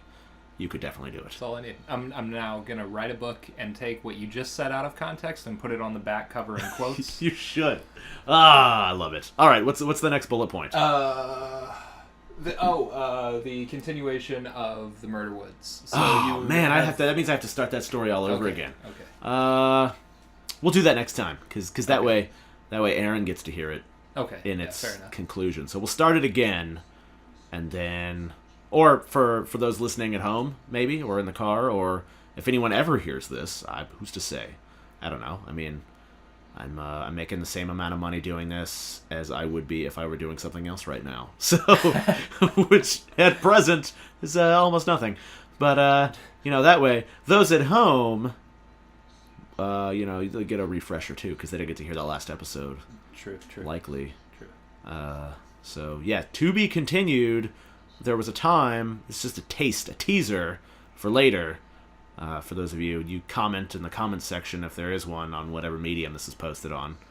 Otherwise, write your local congressman completely out of context with what you would have posted in the comments section. He'll know what it means. So one time I went to go climb Mount Fuji. I was living in Japan, and I got off for a week of a special vacation. It was a week off of school. It's a holiday, national holiday. This does school, and I was like, man, I gotta go on a training mission, strengthen my spirit and martial arts abilities. What can I do? I was like, oh yeah, I'm gonna climb Mount Fuji. And then I did probably about 20 seconds worth of research, and I found out that Mount Fuji is divided into 10 stations, 1 through 10, 10 being the very tippity top of the mountain, and then 1 being like at the base of the mountain. And most people, everybody, takes a bus to Station 5, which is a little shanty town, and then they get out, climb to the top, get back in the bus, and drive away. It takes like a day. And I was like, no, not Nash. That's not Nash-style. I'm going to climb this whole mountain. So I told my best Japanese buddy, and he was like, yeah, that's a good plan, man. You got to climb the whole mountain. I was like, yeah, I'm going to do it. So I left, and I had no rations or anything, because what would I need them for? I didn't think it was going to be a big deal. And Mount Fuji's incredibly broad. It's a broad mountain. So I needed to make sure I was going to climb the whole mountain. But how do you know when you started if it's so subtle, if the grade is so subtle? So I took a train until I could see Mount Fuji. And then I got out when I could see it and started walking. Because I was like, well, I can see it. I must almost be there. Pro tip, just because you can see a mountain does not mean you are almost there. They're huge. They're pretty much immune to perspective for a very long time. So like a couple days later of walking, and I didn't seem to be any closer, so maybe don't do that. But surrounding the base of Mount Fuji is a thick forest that I knew nothing about and no one warned me about, that is illegal to go into except at a few designated areas near these roads, which I wasn't on because I was just taking a straight line to the mountain through like rice fields and stuff and like people's yards. I was just straight lining it, and I wound up in this forest, which I later found out was Aokigahara, or the Suicide Woods, or the Murder Woods, that surround the base of Mount Fuji. You can't see where you're going. The canopy's so thick, you can't navigate through the sky. The trees are so thick, you can't turn around and go anywhere because you don't know where you're going. You can't see Mount Fuji, so you can't go towards it or away from it. You can't use the sky, and apparently the metal in the mountain is so strong you can't use a compass. And it is full of dead bodies. It's called the Murder Woods and the Suicide Woods because people for 100 years or 200 years have gone in there and killed themselves. And it's supposedly full of evil spirits and dead bodies and like demons and all kinds of stuff. And I can confirm that some things happened while I was in there, and I was not prepared. Yeah, so to be continued. That's the trailer for Nash versus Mount Fuji. One man. It's a pretty good one. Yeah. Oh, one man. forest. You know the thing I hope most. What I really hope. All right, going back to this TV show, right? It would be fine if none of these TV shows about me ever get made. But what I really dread is walking by a television one day and seeing my life on the TV, but it's like Bear Grylls or some shit, like doing like Bear Grylls is climbing the mountain grill style, and it's just like wait a minute, this is my whole fucking life. Like it's just like all telling all my stories or like going on all these adventures or whatever. It's got nothing to do with me, but it's very clearly me. Like, hey, what's up? I'm Bear Grylls. I'm here in the Murder Woods. I'm about to drink my own urine. Yeah, ghosts are everywhere. I'm like, son of a bitch, Bear Grylls, you son of a bitch. So that's like my greatest fear. Like they make a cartoon or a movie or a TV show or whatever that's very clearly my exact life, but has nothing to do with me at all. Like, that's my greatest dread. I would rather they just never make it at all. Because who wants to hear the ramblings of some bitter guy that's like, that's actually me! That should be me! Right. Like, no one wants to hear that. Everyone says that. Well, nobody cares. If it is direct enough, like if they clearly copied it enough and there's enough like proof about it, like we already had like all this other stuff going that documented that, then you can make a case for it. I know that for San Andreas, the Grand Theft Auto San Andreas, there was a guy who claimed that the main character was based on his life. Yeah. And so he attempted to sue Rockstar Games, which it failed because like there was no evidence. You know, he's an illegal, not illegal. He was in the criminal underworld. Right? So, right. Yeah, you can't really. Yeah, I mean, you don't have videotapes or anything right. like that. So he's just, but that option is there. However, right? Yeah.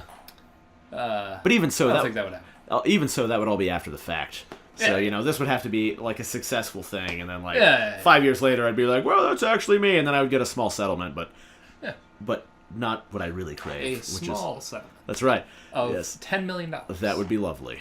That would be fantastic. I would rather have $5 million in my show than $10 million and someone else has my show. Ooh, right, yeah. Or, I would rather have any money at all. That would be nice, because I don't have much ever. 37 cents. Yeah, that's about what I have. So we're in the same tax bracket, which is I don't do my taxes. Right. Because, true story, I filed taxes one year, and the IRS, which is the governing auditing body of the United States, who is the third-party subcontractor for getting people to pay their taxes and collecting them and handing them over to the government, they sent me a strongly worded letter that basically boiled down to, don't waste our time. You don't make money. You don't make near enough money. I was making, and still am, less than like $10,000 a year. Yeah. And I think that year I'd made like just a couple of $1,000s. And I filed my taxes, and they sent me this letter that was like, do not waste our time with your piddling taxes.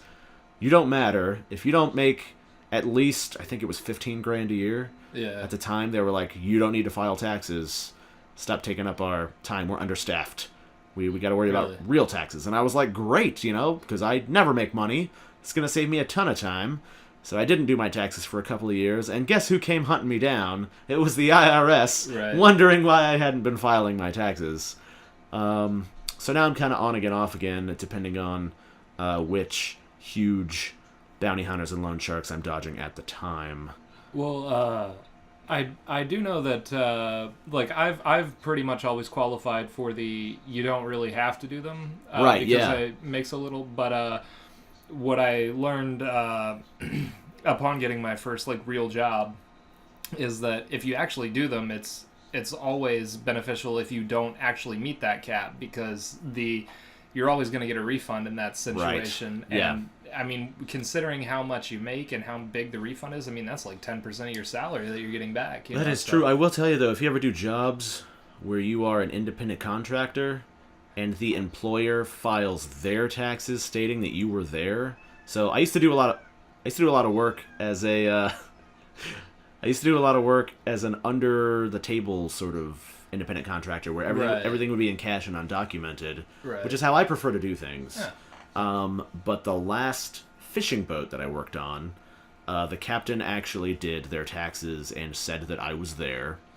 And so I had to then follow suit. Right. And even though the entire year I made, I don't know, like $12,000, but after write-offs, I'd only made like $6,000 or $7,000 for the year. Right. The IRS has a base, or at the time had a base, independent contractor tax rate that had to be paid of a set amount, no matter how little money you made. So I had to pay them $1,000, no matter what, which I didn't have. So I was just like, I owe you $1,000, and then shipped it off.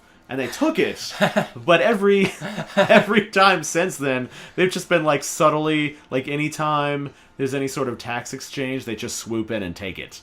So I recently filed taxes for the last job I did because I owed the IRS that $1,000. So in order to keep them off my back, I put these other people on my back and then on their back. But then the IRS swooped in and took like $400, which was fine because, who cares? Yeah. None of that matters. You just got to give them a little taste every now and again, and they leave you alone. Yeah. And then I don't care because I'm going to be a big name podcaster. Yeah. And we're going to be making at least $7. Yeah, and I'm going to have a TV show, and my V-necks are going to be so deep. So they're going to be almost button-ups with no buttons. Yeah, almost, with just a thin piece of fabric holding them together at the bottom. Yes. They're gonna billow in the breeze. Yes. People built like you are going to look real good in them. Oh, yes, I will look beautiful. You'll most likely look way better in them than I would, ever. I mean, I think that probably anybody listening would look way better. Likely. Very likely. I mean, that's... really, Because what it is, people are very attracted to me, and I'll tell you why. It's the confidence. Yeah. So I'm one of those previously mentioned hideous people, but I put on that egregiously, horrifically, socially inappropriately deep V, and I wear it so strongly that people are magnetized to me. It's like a metaphor. It is. It's the deep V is a metaphor for my entire existence, I think. Yeah, it's just whatever you got going on, just anything worth doing is worth doing to the max. If you're gonna... Moderation leads to mediocrity. Anything great that has ever been accomplished, good or bad, was accomplished by taking things debatably too far. Nothing done sanely and in moderation ever resulted in fantastic things. True. Yes. True. Yeah, very, good or bad. Sometimes you get the moon landing, and sometimes you get the Holocaust. Yeah. Sometimes you get a combination of the two, which is basically the atomic bomb. Yeah. Yeah, but they were all done in a manic state of like fever and innovation and competition and just striving to supersede everything else. So whether you're building new and exciting ways to split reality in half or new and exciting ways to split a t-shirt in half, anything worth doing is worth doing to the max. And that even rhymed. Yeah. That's great. So let's see. That was the final bullet point. All right. Well, looks like we're about to come upon the natural conclusion here. And as we wind down, I brought a prop. I brought something, a talking point. So as our longtime listeners know, for all of you who've been listening for this entire thing, of what might potentially be our first episode, even though it's not the first one we've ever recorded. It might be the first one we put out. But for those of you who've been listening, you've probably gleaned or guessed that I'm a pretty cheap guy. I like to scrimp. Some people say thrifty. Survivalist. I'm resourceful, I guess is the word. I'm pretty resourceful, right? So when I go to the grocery, I get stuff on time service, which is, they got fruit, they need to sell it, it's too old, no one's going to buy this fruit, maybe it's $20 worth of fruit, they'll sell it to you for 99 cents, I'm the guy who buys that fruit, and I eat that fruit, or I soak it in sangria, and then I drink that fruit, or, you got bread, not a huge bread guy, but, they'll be like, hey, 30 loaves of bread, it's going bad, you want it, it's yours, just take it, get it out of here, like, that's me, I'm your guy, right? So I do that a lot. In fact, one time I was living in the sand dunes on a beach in West Australia with this Australian hippie, and we were living literally in the dunes, just the sand dunes. Every morning we'd get up and like bathe in the ocean, and it was pretty rad. And this guy was a pretty good cook, so we dug out a fire pit, and every evening he would cook some stuff up. And where he got the stuff to cook, every day I would hitchhike into town, and they had a supermarket there. Or a grocery, rather. And behind it, they had two large commercial dumpsters. One of them full of garbage that you would expect a grocery to generate. Just gross, like old Chinese food and like banana peels, gross, regular garbage. Yeah. Porno magazines. Used, expired porno magazines. How are they used? Just soap, they're expired, I guess. Just from the 70s. Just made of pressed pubic hair. Just old papyrus scrolls that just nobody wants them, right? But then the other dumpster, full of neatly organized food that had reached its sell-by date that day, so they couldn't sell it, but it was still in its package and fine.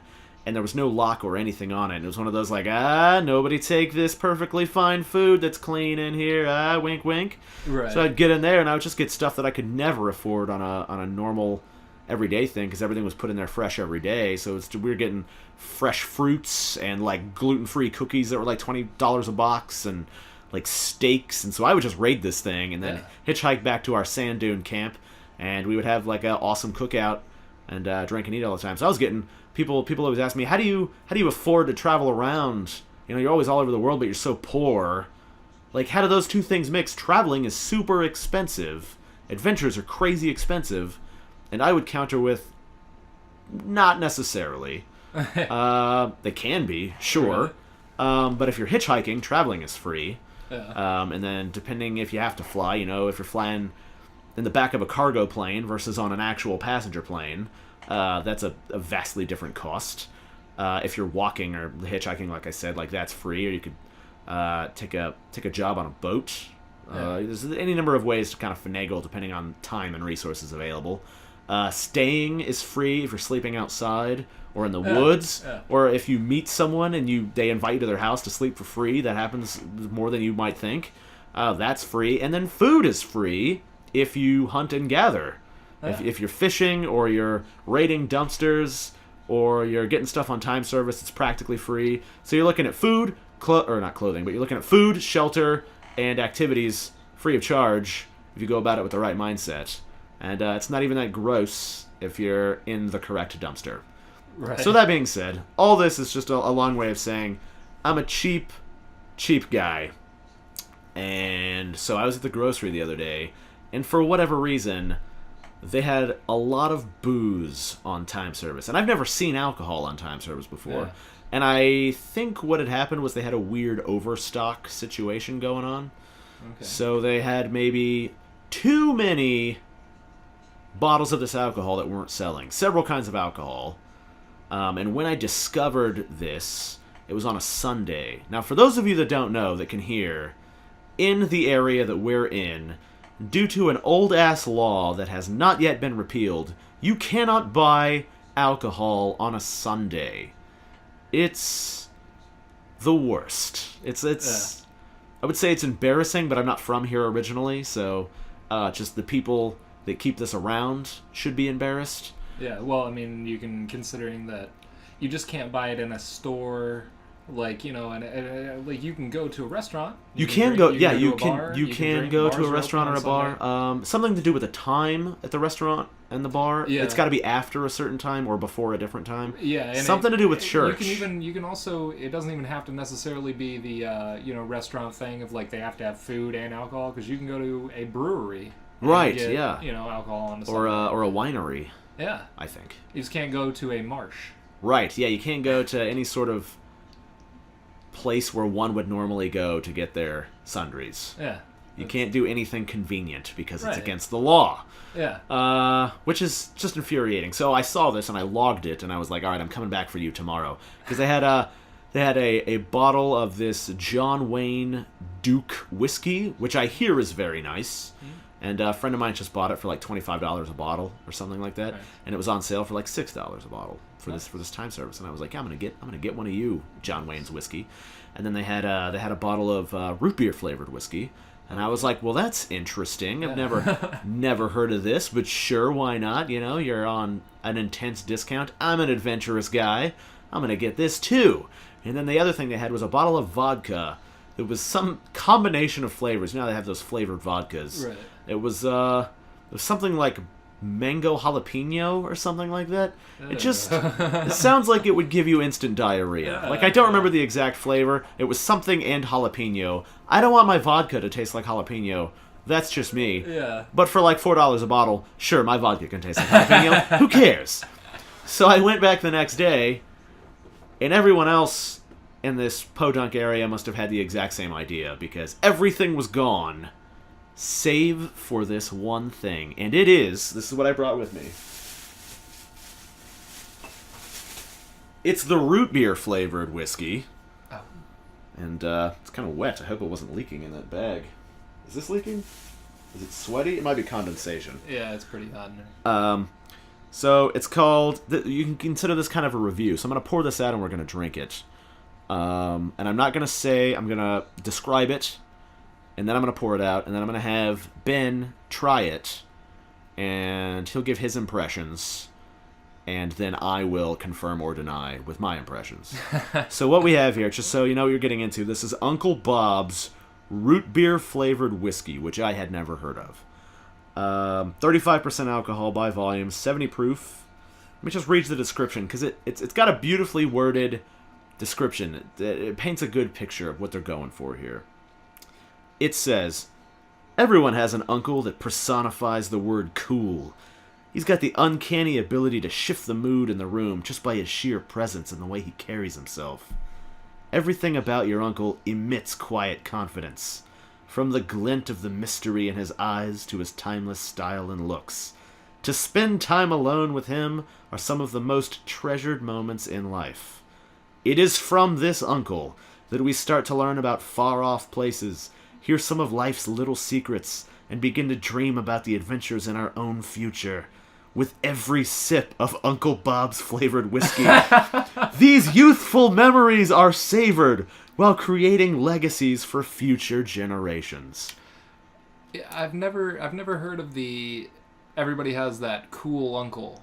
You know, I've always heard everyone's got that creepy uncle. Yes, and it vaguely strikes me. First of all, their logo is this creepy handlebar mustache. That's creepy.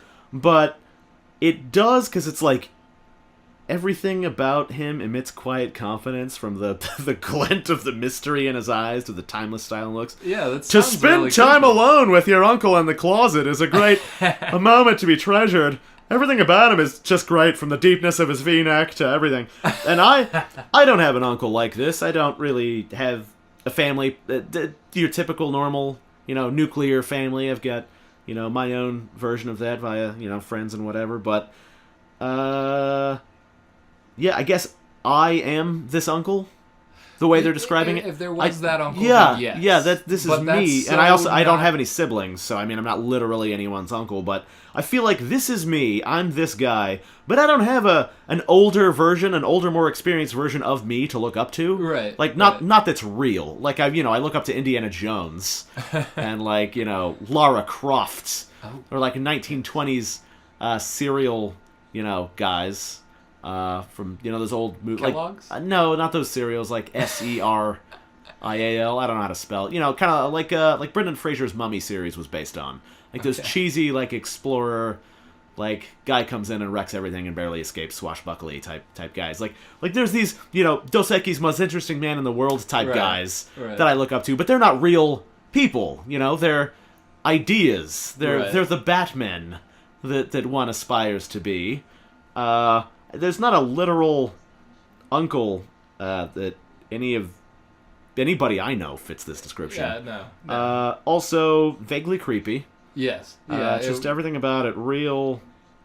I get where their head was at, but maybe they could have just picked a different relative. Maybe a granddad. Everyone has a granddad who whatever. And I feel like the root beer, though. I don't know. It just doesn't sound like an older kind of a thing anyway. Right? Yeah. You might want to try and just go whiskey kids with that. You might want to try and go 20-year-old-ish hipsters. And just that's be true. Hey, I totally get what they're going for, but I feel like their marketing and their target audience, whoever they may be, and their product, I feel like these things aren't intersecting. No. I don't know how they settled on this flavor for this particular beverage under this particular description. To be marketed at whom, I have no idea. Maybe they just spun a big wheel with a bunch of categories and stuff on it and threw darts. Yeah. And they were like, all right, it's going to be whiskey. It's going to taste like root beer. It's going to be about an uncle. Who's interesting? Go. What do you got for me? And they were like, here's our thing. We just put all that together and told you. And some guy, in marketing was like, holy shit, I was just joking around and you really made this. But I guess we'll ship this off and hope people buy it. And they didn't. And so that's how I got it on sale. I don't know how much it retails for. This time service tag says $7.99. I think I got it for $7 flat. Oh. But regardless, I'm going to give it a shake. Okay. I'm not going to spoil anything, but it does require to be shaken, which I found out the hard way. Is that normal with whiskey? It's not. It's really not. Do you drink commonly or at all? No, not really. I mean, I've only had whiskey a couple times. Okay, well, I would love for you to just paint this picture. If you think it's great, tell me. Okay. If you think it's awful, describe the awfulness. Okay. Just be genuine with your description, and then I will come in with my description as well. Okay. So I'll just pour a little bit of this here. I'll try to pour it close to the microphone, not so close that I ruin it, but close enough that you can hear that this is a real thing. So see if the microphone reads this. All right, you got to drink all this. This isn't much, okay? Oh God. Do your best. That's totally a lot. It's not too much. All right, so it's giving it a smell. What are your initial impressions? Does it smell like root beer? I feel like there's like a really small smell of root beer in there, but mainly what it smells like. It's not large. I feel like the main smell, and I feel like this is also just me not drinking like alcohol, like right. really. Yeah, which is fine. I feel like the main smell is like some type of antiseptic. You're not wrong. Okay. You're not wrong.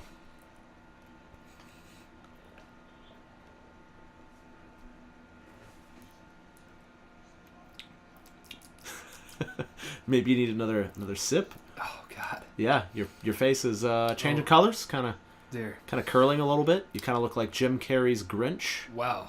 Do you need another sip to really absorb I don't know its undertones? Because when I took my first sip, I actually called somebody on the landline at the house that I'm staying at, and I left them a message describing it one way. Okay. But then I took another sip, and the taste was completely different. Okay. So you might need another sip. I might in a moment. Okay. I think I need to let it settle. Okay. Yeah. It's got that similar, like, I guess whiskey feel, because last time I had whiskey also was very similar to this. It like opens your entire mouth and feels like menthol. Okay. Like I don't know, that's the way it feels to me. Not a fan of that feeling. Yeah. Understood. Definitely. I noticed like the antiseptic smell and like all that, but when you get closer to the mouth, it starts smelling like paint thinner. Yeah. Yeah. I'll tell you what it doesn't smell or taste like. Root beer. Or whiskey. Okay. It does not smell or taste anything like root beer or whiskey. Okay. Then what is this? Exactly. All right. So take one more sip, and I want you to really try to parse the flavors that are going on in there. Do you know what this is? Is this like rubbing alcohol? I am going to describe to you the sensations that I get. So I'm going to take this sip at the same time you take your sip. Okay, well, hold on. I'm going slow. Okay. Going slow all right. It totally smells like rubbing. I've got a thing of rubbing alcohol. Yeah, no, it really does. It bears no resemblance to whiskey. It's maybe a varnish. Yeah. I wonder if it's for staining a deck. Yeah. Yeah, all right. So I'm taking my sip now. Oh, God. Okay, it definitely is different the next time. Yeah, it really is. But I don't feel that it's enjoyable. It's not at all. All right, but it is way different. Okay, so here's what I get. Here's the first thing to notice. When you pour the glass and then you tilt it back, it's like a goop. There's a viscosity that's not common amongst things you drink. Okay. Yeah, it's got a real goopiness to it. Okay. And I don't know if you can tell in this lighting, but when you shake up the bottle, so the first time I didn't shake it up, and it had separated into two disturbing layers, which is not a thing that any beverage should do, unless it's like a fruit juice, and there's pulp in there. If it's not that, then your drink shouldn't be doing that. So I shook it up, and when I did, you can't really see as well. You can't really see it. When I did, there is... The bubbles have a rainbow color to them when the light hits them. Okay. Like petroleum products, like an antifreeze. Oh God. Or any kind of an oil-based thing. That's not a thing. Like, you know what I'm talking about? Like when you get an antifreeze leak, or like a hydraulic fluid leak, and you see it in the road. And it's or you see like an oil slick, and it's got that like rainbow color to it. Yeah, that's what the bubbles do. And this drink is just real bad. So to sum it up here, to get straight to the point, this drink is definitely not whiskey or root beer. This root beer flavored whiskey is neither of those things. It's made with something thick, and I don't know if they put like a weird thick root beer syrup, and that's the the thickness in here. Yeah, that'd be a good guess. Or what's going on. It didn't blend well. Yeah. And it leaves the worst taste in my mouth. I don't know how your mouth perceives this, but to me it's like drinking just so much dish soap.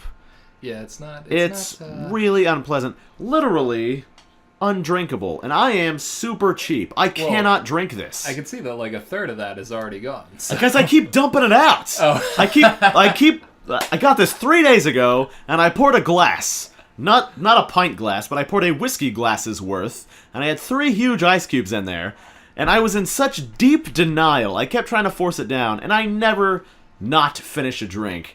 I finally had to dump it out. But that was before I discovered I needed to shake it. So the next day I was like, wait a minute, let me shake this bottle. So I shook it up, and I thought this time's going to be way better. And it was way worse! So I dumped that one out too, and then today, this is what's left from pouring both of our glasses. Okay. And so I'm going to go on and I'm going to give this to a friend of mine and see if I can get him to drink it. Because it is just, it's the worst. Yeah, it tastes like, I don't know, like dish soap and rubbing alcohol. Yeah. With just a little bit of those squeezy drink flavors you put in water. Like if you wanted a water to taste like a root beer, but you didn't want it to be carbonated or be actual root beer, you'd squeeze one of these in there. Right. And so I feel like they took rubbing alcohol for the alcohol content, and then they took dish soap for whatever reason, and then they just squeezed one of those things in there, and then that's how they got that. And that's why no one has bought this. It's awful. If you ever have the option to buy Uncle Bob's root beer flavored whiskey, don't do it. Yeah. Unless it's as a gag or like an ironic gift. It's so bad it goes full circle to where, like, you know, sometimes things are bad and you use hyperbole and you're like, this is fucking gross, it tastes like a liquid butt or whatever. Like, no, it's full circle. The only way to describe it is like, yeah, it's bad. It's just real bad. Like, it gets so ridiculous it goes all the way back to normal, and that's the most powerful thing you can say is like, yeah, it's bad. It's not good at all. It definitely seems like the kind of drink where if it wasn't labeled as this brand, and you just tasted it, it seems like the kind of thing a creepy uncle would drink and try to get you to drink an underage. Yeah, it does. Come get my special root beer. Yeah, like it does seem like that. Also, I'm such a compulsive guy when it comes to drinking fluids, like whether it's water or beer or whatever. If I have a glass and there's liquid in it in front of me, I compulsively drink it till it's gone. At a speed that's way too fast, for whatever. If it's water or lemonade, or it doesn't matter, like alcohol, it's not because I'm an alcoholic, it's because I just drink whatever's in a glass in front of me as fast as I can until it's gone. Right. I don't know what it is, I don't like that that's a thing about me, but it is a thing about me that I've had to square up with. So, I keep almost drinking this, because it's still in front of me. Yeah. And like I have to do this like manual hard override, because it's still here, and I know what's going to happen if I put this in my mouth, and I don't want that to happen. I don't want to experience this again, but it's still here. But this reminds me, this will be the final thing we talk about today. There is a small but very real chance that this is not made with actual alcohol or potable ingredients at all. Then what would it contain? Literal poison. Okay. Wood grain alcohols that can and do kill people. Okay. So, to bring this full circle, as of present, I have been drugged and poisoned, I think 4 times so far. And I got poisoned with the stuff from Batman Begins that makes you see your fears in real life. That's a real thing. Okay. And I got poisoned with 2 huge doses of that, drugged with 2 huge doses of that in Jamaica, which is another beautiful story. Let's see. I guess if you count the time I drank a bottle of absinthe. But that doesn't really count. That was kind of it's more of a self-inflicted thing. And then I got roofied in China at a gay bar, I'm pretty sure. But one time, so I was in Europe with a lady, part of that dragging a lady across Europe story. We wound up in the Czech Republic, and we got a bottle of wine. And I learned a very valuable lesson during this. We got a bottle of wine, but because I am a cheap asshole, I got the cheapest bottle of wine I could find in the Czech Republic, and it was so cheap, like suspiciously cheap. And we're drinking it, and then we're walking through this alleyway, and then she's just like, my kidneys, and then she collapses. And I was like, oh no, and there's like, we've drank like 3/4 of this bottle, And I was like, what's wrong? And she's like, oh my God, my insides hurt so bad. And I was like, oh wow, that's crazy. And it's like I take another swig, not thinking anything of it. And then I was like, my heart! And then I go down in the alleyway too, and we were like, oh my God, what's going on? Do you think this has anything to do with this suspiciously cheap bottle of wine? And once again, compulsively, I'm holding this thing, and I'm like, maybe I should just drink the rest of this. But I didn't, and we went and got 2 huge beers, like 2 huge pints of beers, to rehydrate, because that's the best thing that we could have gotten at the time where we were. And we did, and we felt fine. Later found out, like a year later, that there was a major, like a manufacturing scandal at the time in the Czech Republic, and like 12 or 13 people died from drinking this because it was actually brewed with like non-potable wood grain alcohol instead of like drinkable, meant for people to drink alcohol. It was basically brewed with like paint thinner and like stuff for stripping your deck. Right. And then it was just brewed down and watered down with different flavorings because it's cheaper that way. And then they sold it as the cheapest wine. So number one, the lesson there is never buy the cheapest bottle of wine or the cheapest. Second cheapest. Second cheapest is always what I do, and I have yet to almost die from the second cheapest bottle of anything. But never buy the cheapest. Safety first. Eventually, safety eventually, I guess, is the message here. lesson learned the hard way. I just chalk it up as to one of the many times that I almost died. But yeah, so a bunch of people did die from that. Yeah. In the same area at the same time, and it was just by happenstance that she and I didn't die. Right. But yeah, really got us. So there's a chance, and also during Prohibition in the United States, I don't know if the FBI proper had been formed yet. I don't remember. But anyway, the clandestine law enforcement agencies of the time, maybe they were just the cops, they would find bootleggers, and they would switch out the actual alcohol with that wood grain alcohol with the intent of killing everyone who was drinking it because it was against the law. Yeah. And so any law-abiding citizen shouldn't be drinking it anyway. Yeah. So if you're going through underground seedy gangster channels to get your booze, then you would get poisoned and found out. And if you showed up to get treated, they knew that you were doing that so that you'd get arrested, and likely you would just die, and that would take out everyone who was violating the prohibition on alcohol at the time. Wow. So they actually did that on purpose, I've like heard rat of, poison. I've heard of that, like, I didn't hear of them like directly doing that, but I've heard that like during that time it was not safe to drink the alcohol that those guys were doing. But I assumed that was, because these mobster guys didn't know what the hell they were doing. Right. I didn't assume that it was like the government. Yeah, it was half and half. Half incompetence and half too competent.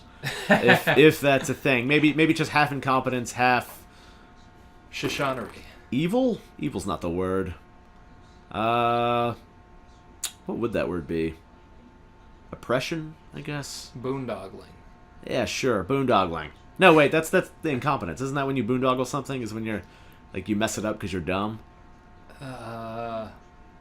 Sabotage. It's half incompetence, half sabotage. Beastie Boys. Yes, that's right. Yeah. And no one got any sleep till Brooklyn. No one. But yeah, so the lesson there is second cheapest bottle of alcohol, and that there is a small but real chance that this cheap-ass, disgusting bottle of alcohol really is just rubbing alcohol or varnish or some shit that we shouldn't be drinking, and that's why I can't physically choke it down. Because it shouldn't be choked down. You'd think that they'd have to, like with food products, like you have to list the ingredients. Yeah, but have you ever looked at alcohol? Alcohol's exempt from that. That's messed up. I know. It's pretty crazy. But yeah, alcohol products do not have to list calories or contents or ingredients of any kind. They are exempt from all of that. I mean, I'm assuming that they're regulated in some fashion. You would assume. I don't know. I can't confirm or deny. I'm sure that large companies have, the health board that gets their facilities inspected. Right. But I mean, the auto industry has inspectors too, and the Volkswagen had that program. Did you hear about that? To bypass the emission scanners. I heard some like stuff was going on with them that was like not safe. I didn't know the specifics, but yeah, they had an emissions and efficiency test, so they always have to subject the cars to this test. So they wrote a program into the cars that triggered. It realized anytime it was being hooked up to the test, and then it would alter its protocols to look good for the test. And then when the test was over, it would go back to being a garbage automobile. Wow. And they finally got found out. And that it wasn't like one of those things where it's like, oops, what a coincidence. Like, they found that it was definitely, like, intentionally engineered to bypass the regulatory scans. And so, yeah, it was this big thing. So who's to say that, they might not have, like, one good brewing tank in their building, and they're like, look how good we're doing, and then out back it's just like they're just crushing up like mice and rat poison and stuff and putting it in varnish, and then putting that little water spray that tastes like root beer on here, and they're like, here you go, here's Uncle Bob's feel good juice or whatever. So who's to say? I mean, where there's a will, there's a way, and locks only keep out the honest and the lazy. So if someone really wanted to get one over on you, they get one over on you. True. So yeah, and then also I just want to point out that what an unsafe hypocrisy where alcohol is legal but completely exempt from listing any of the things inside of it. Yeah. But you would think that, like, with the whole prohibition thing, that would be, like, so tightly controlled, like, when it's eventually legalized. So. Also, if the government's really big on placating people, alcohol gets people riled up all the time. Yeah. Legalize weed, mellow them out.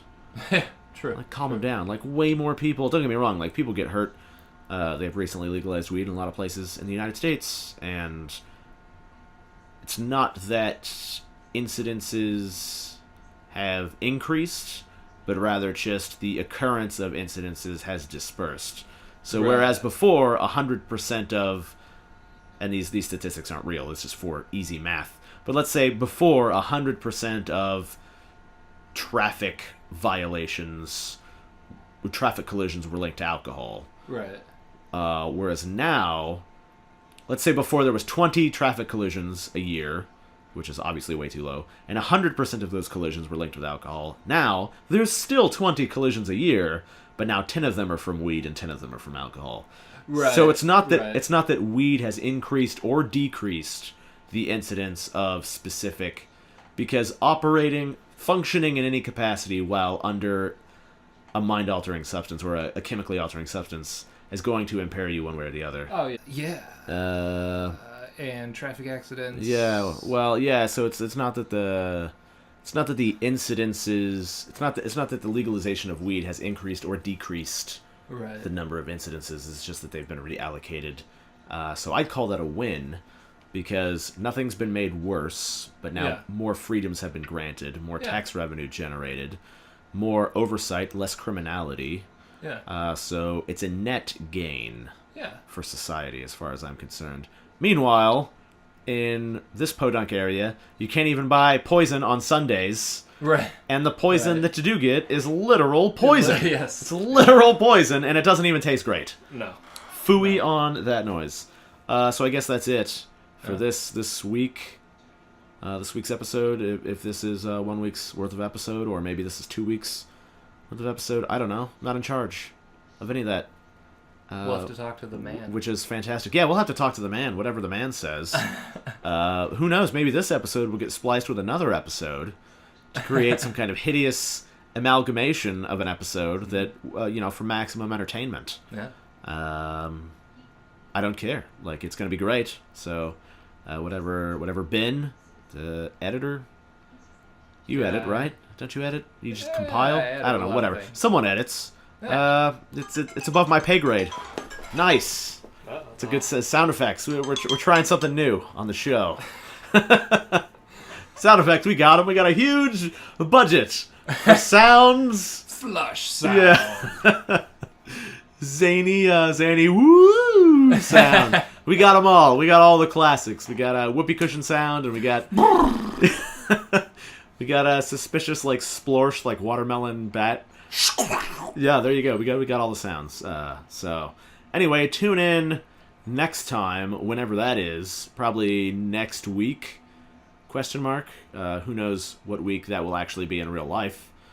Might be months from when we're recording this, but it'll be next week to you guys probably, where we'll talk about the Murder Woods and Mount Fuji, and my hot takes on the latest things, like what should and shouldn't be legalized, and the best clothes to wear. Probably DVs. Yeah, probably lots or no clothes, depending on the environment. What else? Anything else to add? Oh, you know what? Yeah, also, if you have any suggestions for fun things to talk about, like whatever, I've got opinions on everything. So write in or write your congressman. And, can they contact you on Nash-Style? No, it's a one way. Okay. It's just like my phone, which I don't have. Okay. Because if I had one, then people would be able to get a hold of me, and I would be living in a nightmare. So okay. more to be footloose and fancy free. But yeah, write your congressman. Maybe we'll set up something so that like people can contact us. That'd probably be a good idea. A comment, considering we're asking people comment right now section. to contact us. Maybe this will go on YouTube. No avenue. Sometimes podcast goes on YouTube. Yes. Yeah, they do. Yeah, write your congressman or out of context. Just reply to questions. Don't even write down what the questions were. Just give your answers. They'll know what it means. Otherwise, reply to the YouTube comments if this is on YouTube or whatever venue it is. Give us topics, questions, concerns, advice, giving and receiving therein. I'll give you advice, you give me advice. Yes. What else we got? Maybe a name for the show if we don't have one yet. Yeah. We'll get one. And then we'll retroactively attach it to all the episodes. Of course, we'll just come in with voiceover at the yeah, there you go. That'll be good, man. Just technology. It'll just feel, we have to make it feel way out of place though. It'll be good. It'll be zany sound effects, and then we'll introduce the show, and then we'll just get right into it. Yeah, there you go, with like a really hard cut into something that middle of the conversation. The way all the best stories start in the middle. Yeah. All right. Well, I'll see you later, podcaster. Podcast out. Podcast out. Nash out. Ben out. Aaron out. Any future and past guests out. Uncle Bob's root beer out. Forever. Nash!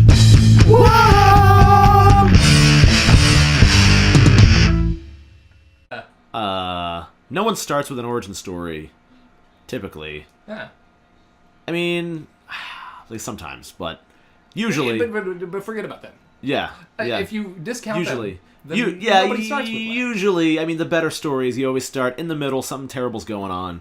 You see more of that for a second, then you flash back to the beginning-ish, how they got to that terrible situation, then you wrap it up. Right. And then in future stories, you go farther back to the origin proper, or continue from the end of the original story. But you usually don't go completely sequential, unless you're not planning for your story to go for a while, perhaps. Okay. Or you don't know how long it's going to go. Okay. So like a comic book, you might start at the beginning. True. And then you just let it go. True. Like the guy who writes The Walking Dead, he doesn't want it to end. And the reason is because he doesn't have any ideas for it to end. He wrote himself...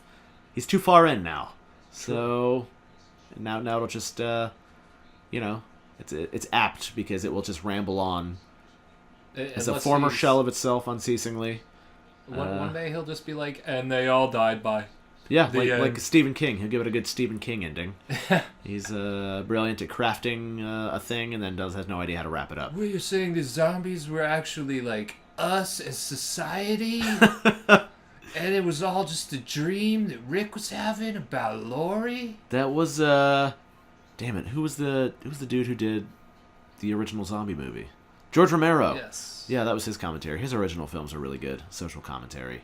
Oh. I didn't realize that was even... Oh, you didn't know that? Yeah. Yeah, the zombies were actually stand-ins for society. Okay. That's why each film took place in a different section of society. Like the Dawn of the Dead, original Dawn of the Dead, took place in a shopping mall, but the zombies were just going about their lives as if they were still alive, but they were mindless, and they were still returning to the shopping mall, even though they didn't know why they were coming to the shopping mall.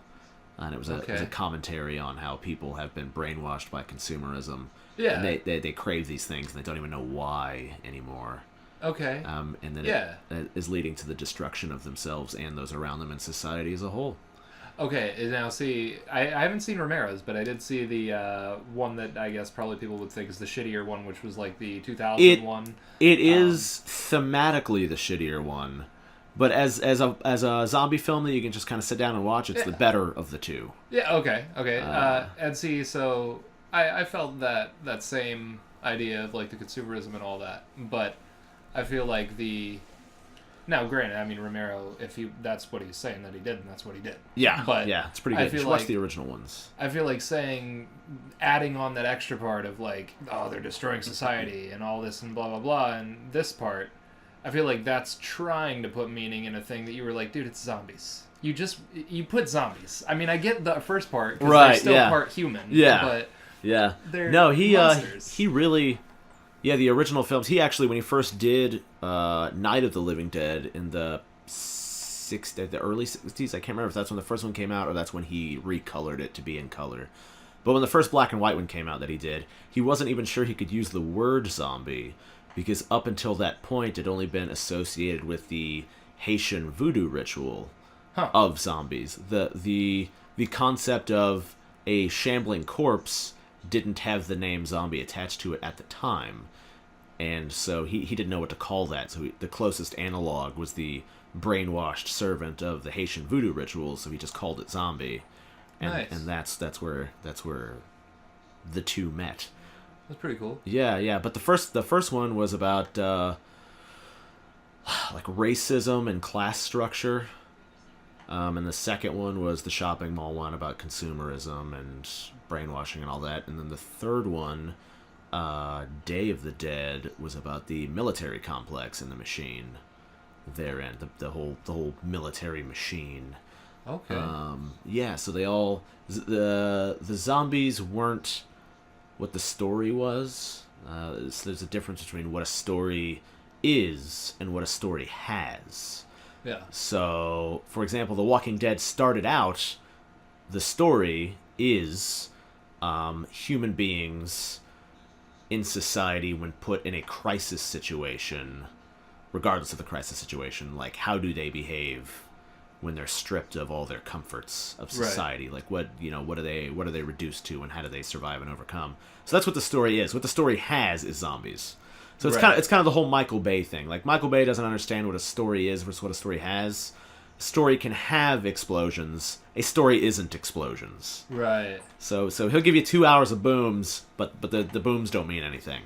Right. So it's what a story is versus what a story has. So Romero's original story is commentary on all these different social structures, and he went back to the class structure again when he did a follow-up like 20 years later.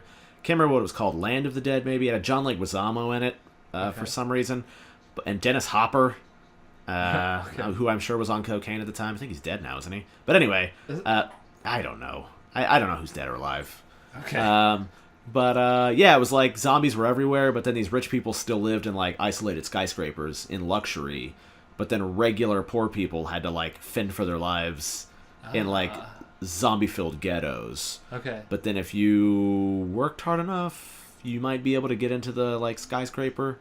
It's basically Trump Tower. So it's kind of situation. Like The Purge, but with zombies. Instead of... Maybe. I've never seen The Purge. I mean, I get the general concept. Really, I get the general concept, I think. And also, it's been a while since I saw that one with John Leguizamo. Pretty sure he was in that. I don't think I'm making that up. Dennis Hopper, I definitely am not making up. That was real. But anyway, yes, it was all right. It wasn't, he was 20 years out of the game and just kind of coming back with some, like, fresh to him sort of commentary, but film had kind of evolved since the last time he dabbled. And it's fine. It was a fine film, but... Interesting. Yeah, so... This is it's a commentary at the end of this episode that I didn't think we would get to talk about. But whatever, yeah, zombies, that's a thing. Yeah. And social commentary, so now you know the difference between what a story is and what a story has. Like 50 Shades of Grey. That story has, like, anal beads and whips, but that story is...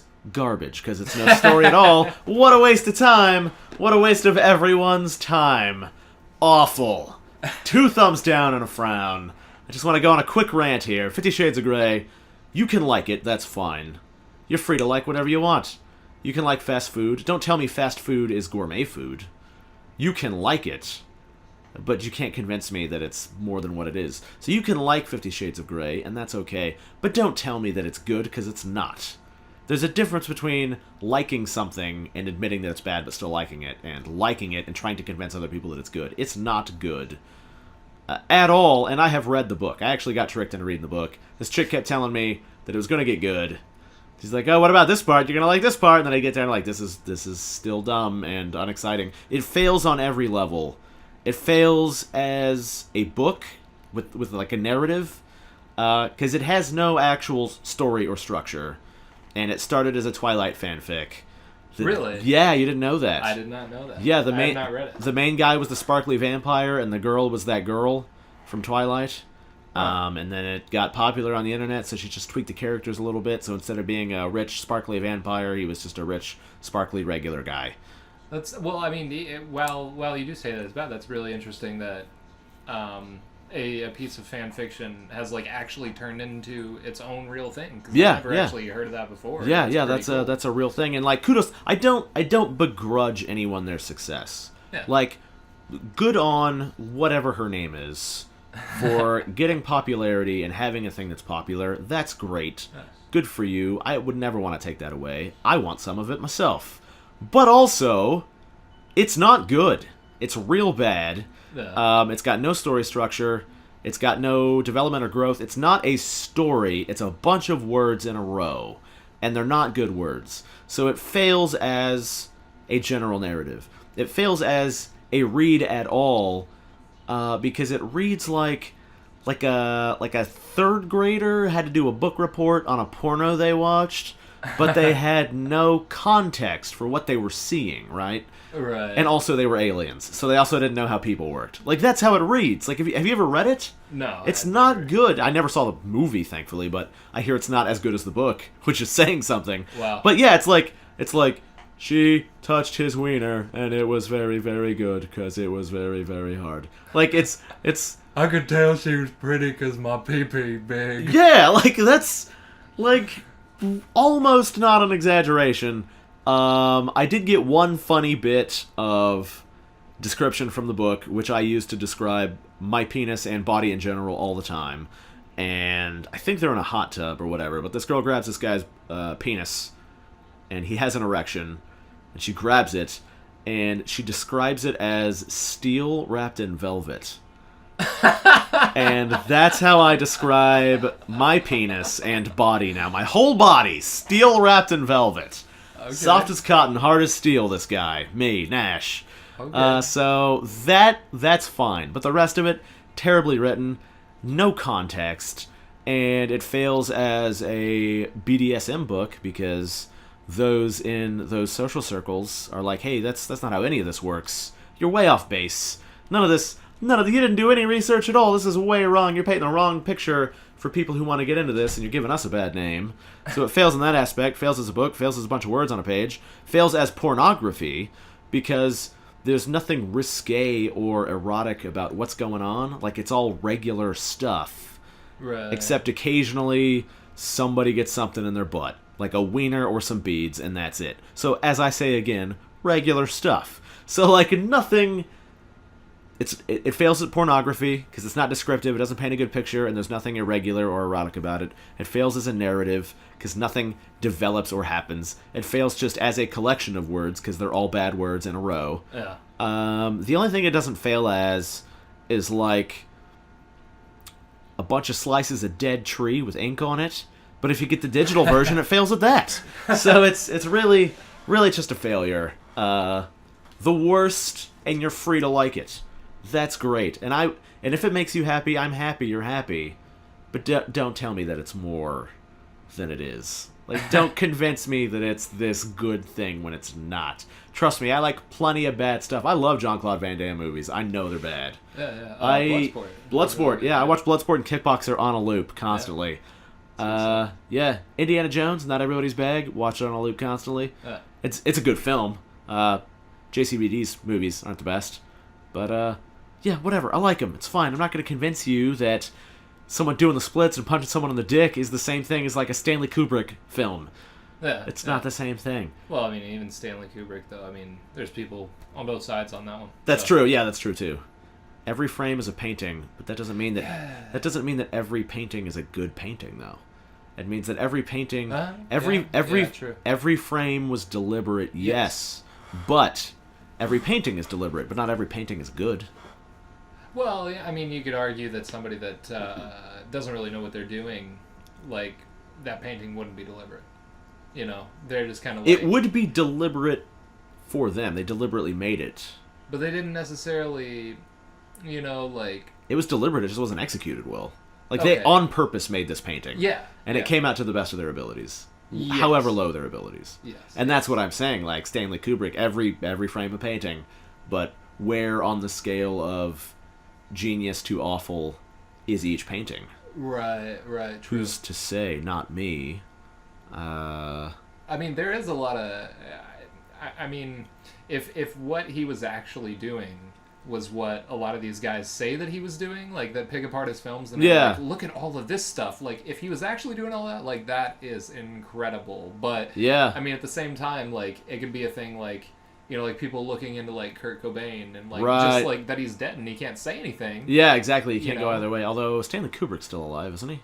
I thought he was dead. Is he dead? I'm pretty sure he's dead, but I said, going back to our previous point, we might have just started a second episode with this zombie thing, and now we're still going, or like probably. Highlights or whatever. But whatever. Well, this will go somewhere. We'll shove this into some episode down the line that's like we've got nothing to talk about. We're like, where's our bin of extra material that we have floating around? Shove some extra material in here.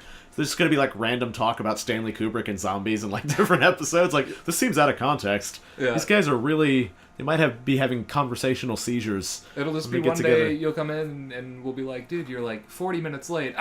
Just we have extra crap. Just put that up. Use the bin. Use the stuff in there. I'm going home. I'm full of root beer whiskey. I don't feel good. Yeah, so... What were we talking about? Stanley Kubrick? Yeah, so... Going to back... what I said before. I don't know who's dead and who's alive. Yeah. Whatever. Maybe he is dead. Who's to say? Yeah, I don't know. It does seem that a lot of the stuff he did was deliberate. Yeah, I mean... Kurt Cobain also, a lot of people. Bruce Lee could go either way. Like, these people... Sometimes people project onto them greatness that they might not have had at the time. Yeah. Or perhaps people at the time weren't perceiving their actual greatness. Who's to say? Yeah, true. I don't know. But I will say one of my favorite James Bond villain quotes, going back to Stanley Kubrick, whether he's a genius or an insane person, the line between genius and insanity is measured only by success. True. So if you try something and you succeed, but it was like outrageous, then you are a genius. Right. But if you try something and you crash and burn because it was outrageous, then you are insane. Right. Because you didn't succeed. So right. I would say either way you're a visionary. It's just one way you weren't very good at being a visionary. True. And there was, I believe, I could be wrong on the artist, but if I'm not mistaken, it's like Picasso, I believe. Like, just everybody...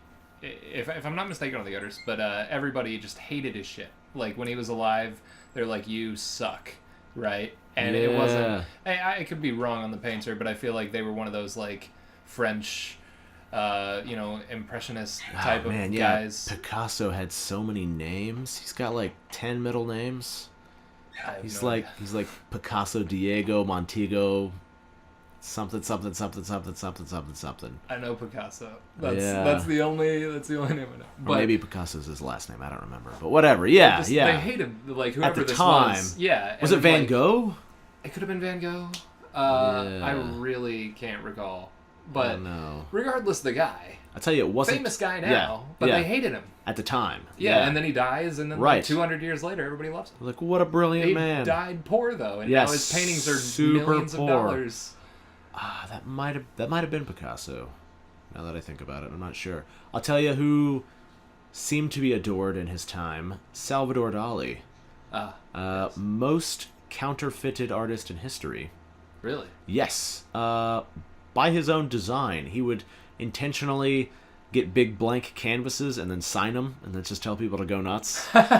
That's not a bad plan, really. Yeah, and he would paint these good pictures, these beautiful pictures, but then other people would copy them. Right. And they'd be like, "Will you sign this?" And he'd just be like, "Sure, whatever, who cares?" Yeah. And so on the one hand, you have people arguing that he was like making a statement about like, art as a business, and like, who cares, because once it becomes a business, it's not art, so I may as well just sign a blank canvas because it's the same amount of art as if I did something and then tried to sell it. But also, other people argue that he just really liked money, and he made a lot of money by just willingly having his stuff counterfeited. Yeah, but he also didn't care, so... Yeah, I mean, I wouldn't even think of the counterfeiting, but I mean, it just sounds like, to me, it sounds like a good idea, although, me not knowing anything about that, but it sounds like a good idea just like if you sign a thing, and... if somebody paints something on it that's shit, well, nobody else is going to see it because it's shit, so maybe 2 people will see it, they'll realize it's shit. But if they paint something that's good, you signed that. So people think that you painted it. I did that. Exactly. So your name's just because also if it's shit and it doesn't match any of your previously accepted awesome works, those things. Then you can be you're like, oh, somebody's just painted over this. Yeah, there's just some. You signed this as a goof. Look at him! What a genius! The original was a blank. It's worth millions. Yeah. He defaced it. You defaced it. What did he paint? He painted everything at the same time. It's whatever your mind can conceive is what he painted. He's such a brilliant master. I'm pretty sure that's just a blank piece of paper. Like, oh, you just don't get it. Like, no, I think I'm the only one who gets it, actually. But yeah, also, Salvador Dali's got one of my favorite quotes because he was famously crazy. Crazy dude doing crazy stuff, looking crazy.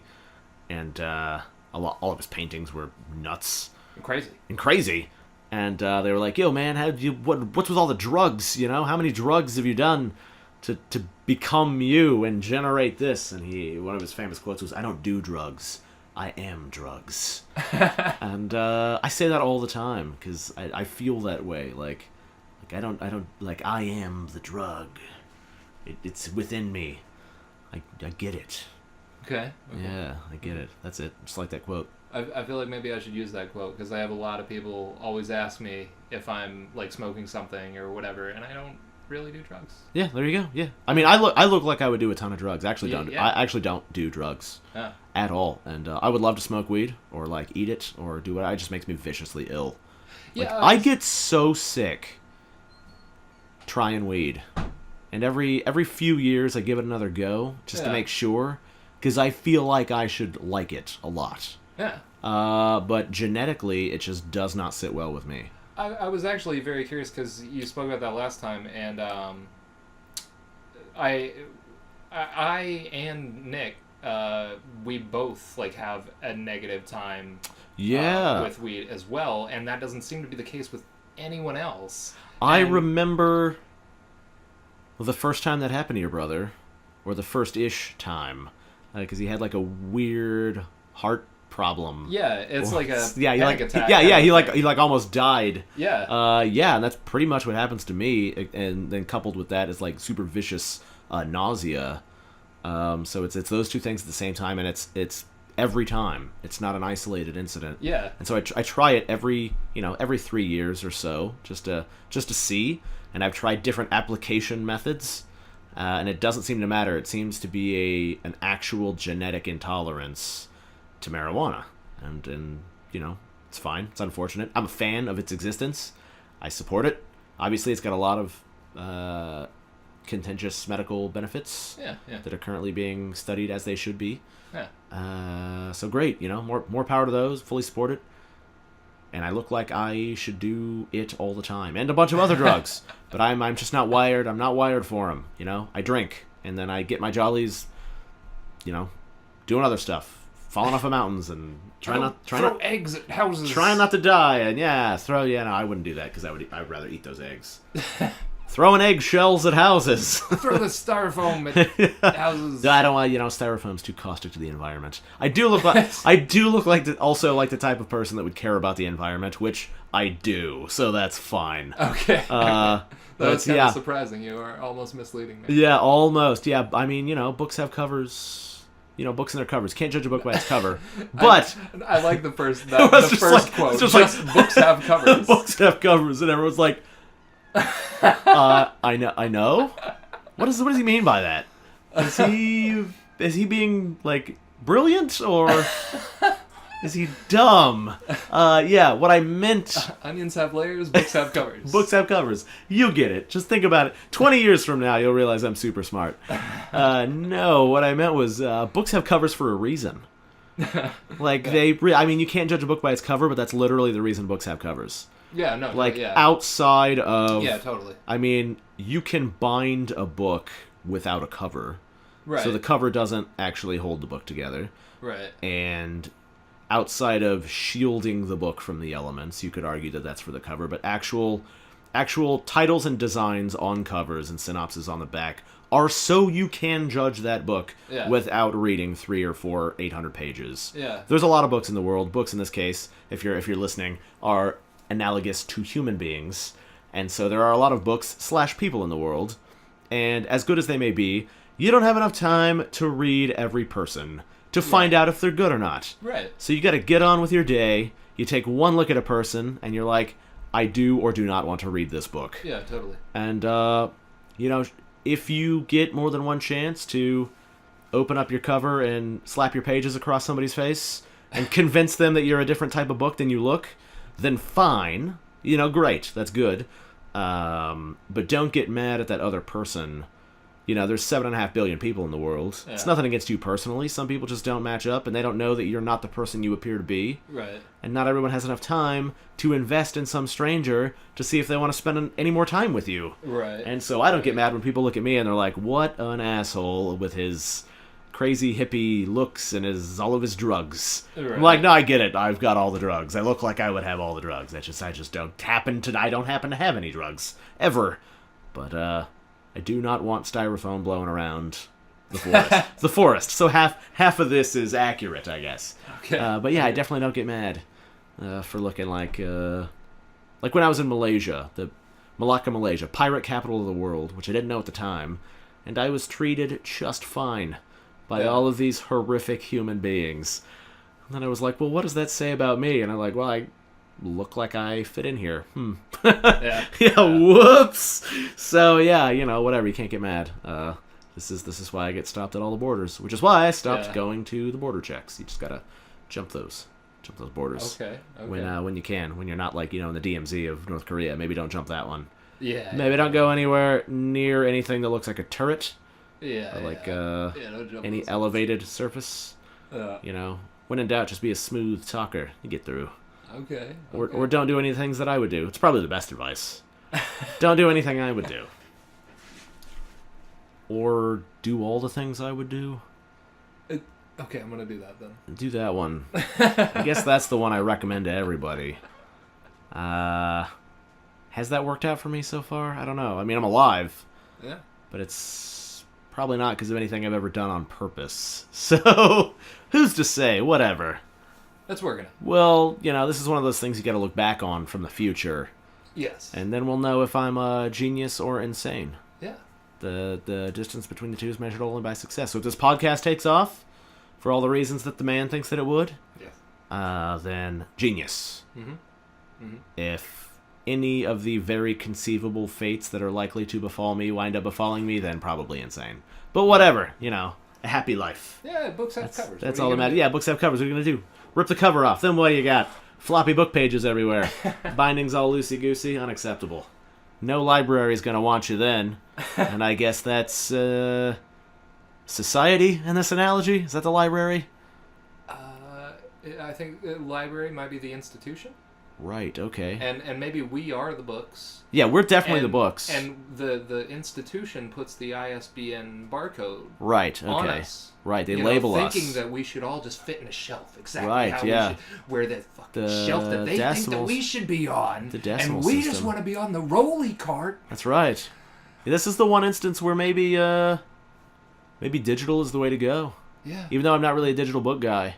No, I'm an actual book guy, but you can shuffle your sorting parameters at the flick of an eyelash. Yes, so you get rid of that library institution. Yeah, you can have multi-genre tags. The metaphorical people are no longer trapped in these shelves. Yeah, because my book is action and comedy and Yeah. But if you put me on just one of those shelves, you're going to isolate 2/3 of the audience looking for my book. Exactly. Because, you've only got the one copy.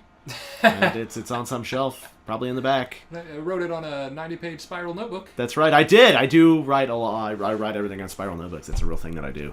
And I write on my spiral notebooks when I'm out and about, and then when I get the chance, I type them up. So that is a real thing. It'd be like Jack Kerouac write a 300-page novel on one really long piece of typewriter paper taped together. I heard about that. That's like a little interesting, a little weird. Yeah, I think he had a manic phase where he was just like, I'm going to bang this all out. I went to the bar in Tangier where him and Allen Ginsberg and Paul...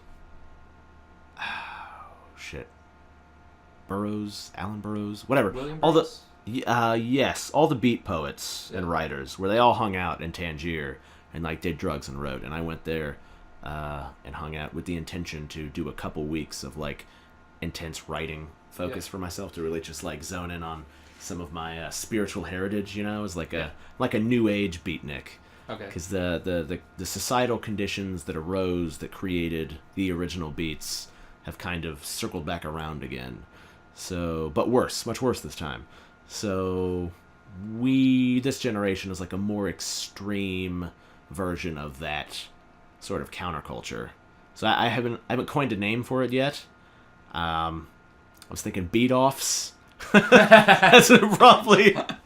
That was probably not going to stick, but... that wouldn't be like a bad band name. Or yeah, that's the best one that I've come up with so far, because it's like the sequel to the Beats. Yeah, totally. But it's like, kind of like, different a little bit. So it's the beat-offs. I don't see any negative connotation to that at all. Yeah. Certainly that doesn't mean anything else.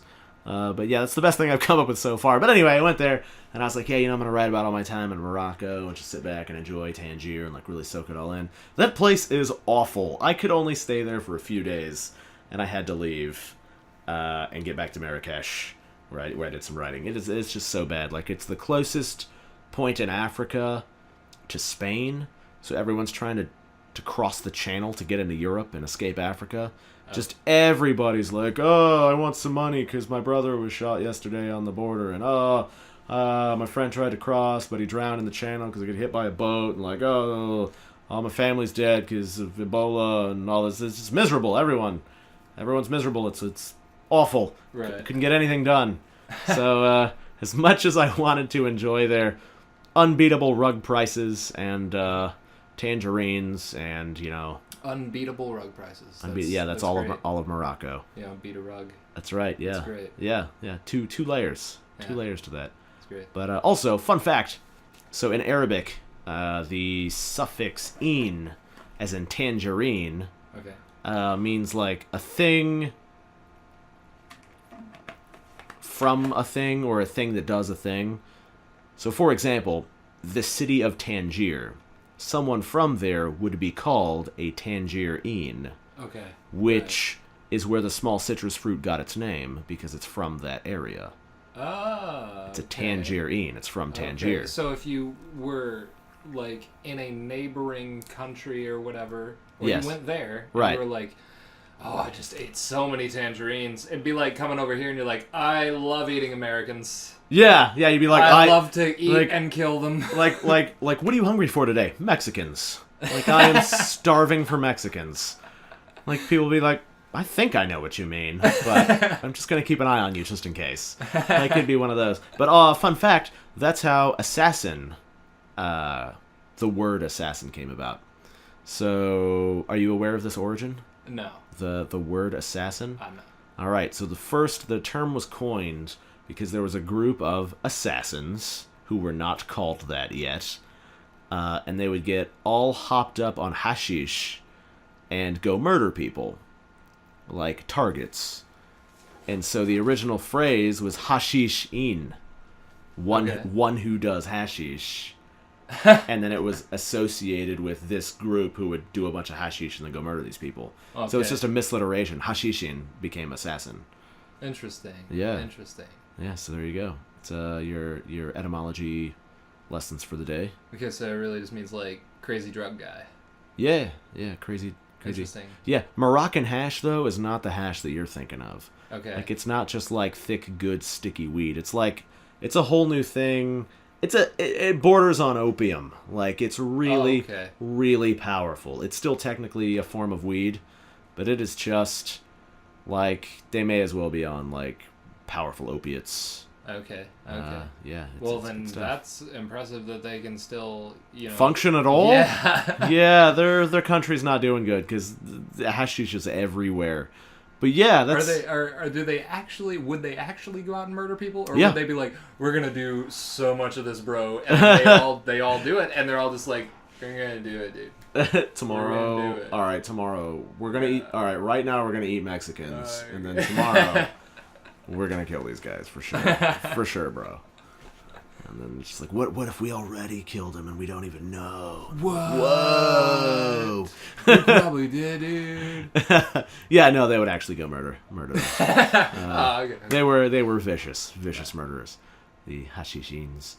Yeah, so there you go. Interesting. Just another beautiful gift from the Arab world. They got a lot of good things to offer. Yeah. But they're probably not found in Tangier, so look elsewhere. Okay. I will keep that in mind. Probably go there with an open mind and an extremely closed pocket. Okay. Because it will get picked.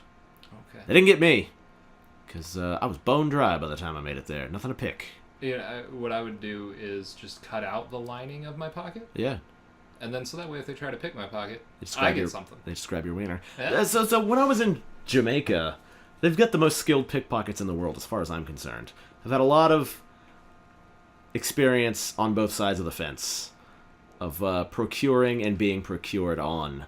And it was my first time at the rodeo. I know what's up. You don't keep all your money in your wallet. You keep a decoy wallet. Right. You keep some money in a money belt. You keep some money in your shoe or in your sock. You get some money tied around the base of your wiener. You get some money shoved in your butt. They took all this money, man, and I had no idea. Wow. They're so good. They are pickpocketing magicians working in inconceivable numbers. Because you get the distraction in one area.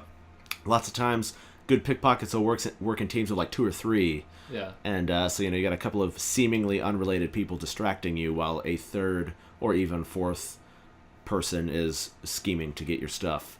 These guys were working in, I don't know, groups of 50? Maybe the whole city of Kingston was picking my pocket in tandem. I have no idea. It was incredible, though. You just walk through. More power to them. I mean, they deserved everything that they managed to get off me. Kudos to them. But also, terrible place. Stay away from Jamaica. What a godforsaken, war-torn. It's not even war-torn because they're not in war. It's got the highest murder rate of any country not in a war. It's everybody dying all the time. Highest concentration of AIDS, and the highest concentration of churches. And all of those things are things I try to avoid. Getting murdered and getting AIDS and being near a church. And there I was, stuck in Jamaica. I thought it was going to be all hammocks and Bob Marley, and it was the war zone. That's why they have that small sequestered area for tourists that they're not allowed to leave. But I never even made it to that area because I was in real Jamaica. Don't ever go to real Jamaica. Because if you're white, they think you're rich, and they resent you, and they're going to murder you and take all your stuff. Yeah. And if you're black, and you're not African or Jamaican, they resent you. And they resent you because they think you abandoned them. Oh, wow. Yeah, because they think you abandoned the cause, and you're siding with the enemy. But that's just so silly. Like, if you were born and raised in Canada, yeah, what are you gonna do? Exactly, they don't care. It's not an okay. I guess that's the similar line of thinking of white nationalists hating people just because they're not white. Right? What are they gonna do about it? It's a nonsense line of thought, really, and there's no kind of penetrating that. Yeah. It's not a logic-based thought protocol. You can't introduce a new strain of information that will then cause them to recalculate and adjust. Yeah. There's no non-protocol going on in their brain. You can't introduce a new thing. It's read-only. It's what they got in there and nothing else. Yeah. And there's no change in it. So you just kind of have to navigate the world around them and hope they don't do anything crazy. And that's the best you can do. And then try to get to everyone who's not read-only and, educate them properly. Right. But yeah, it's a difficult situation, man. There's lots of murders over there, and lots highest in the world of any country not in a war. That's pretty Just crazy. nuts. Yeah, and I was there at a bad time. I got stuck in a martial law political riot, and then I think I got all the diseases, and then I got drugged, like I told you. Good times. Lived and worked on a sugarcane and goat farm for a while. Oh. Yeah, these are future stories. Future stories that we can tell on this show. I don't know how far are we into this next episode, but yeah, we're pretty far. I feel like I should get out of here. Yeah, we should. What time? What time is it? It is 10:10. 10:10. All right. Yeah. Well, this is wrapping up this edition of Extra Bits to be shoved into other episodes where we're short on content, just topical stuff that's never going to stop mattering. Hot takes on things like culture. You're never going to hear anyone else talk about cultures or books. You're welcome. This is the only place to come for opinions. This is the only place to come for opinions. You cannot go anywhere else. If anyone else has an opinion that's not on this show, disrespectfully disagree.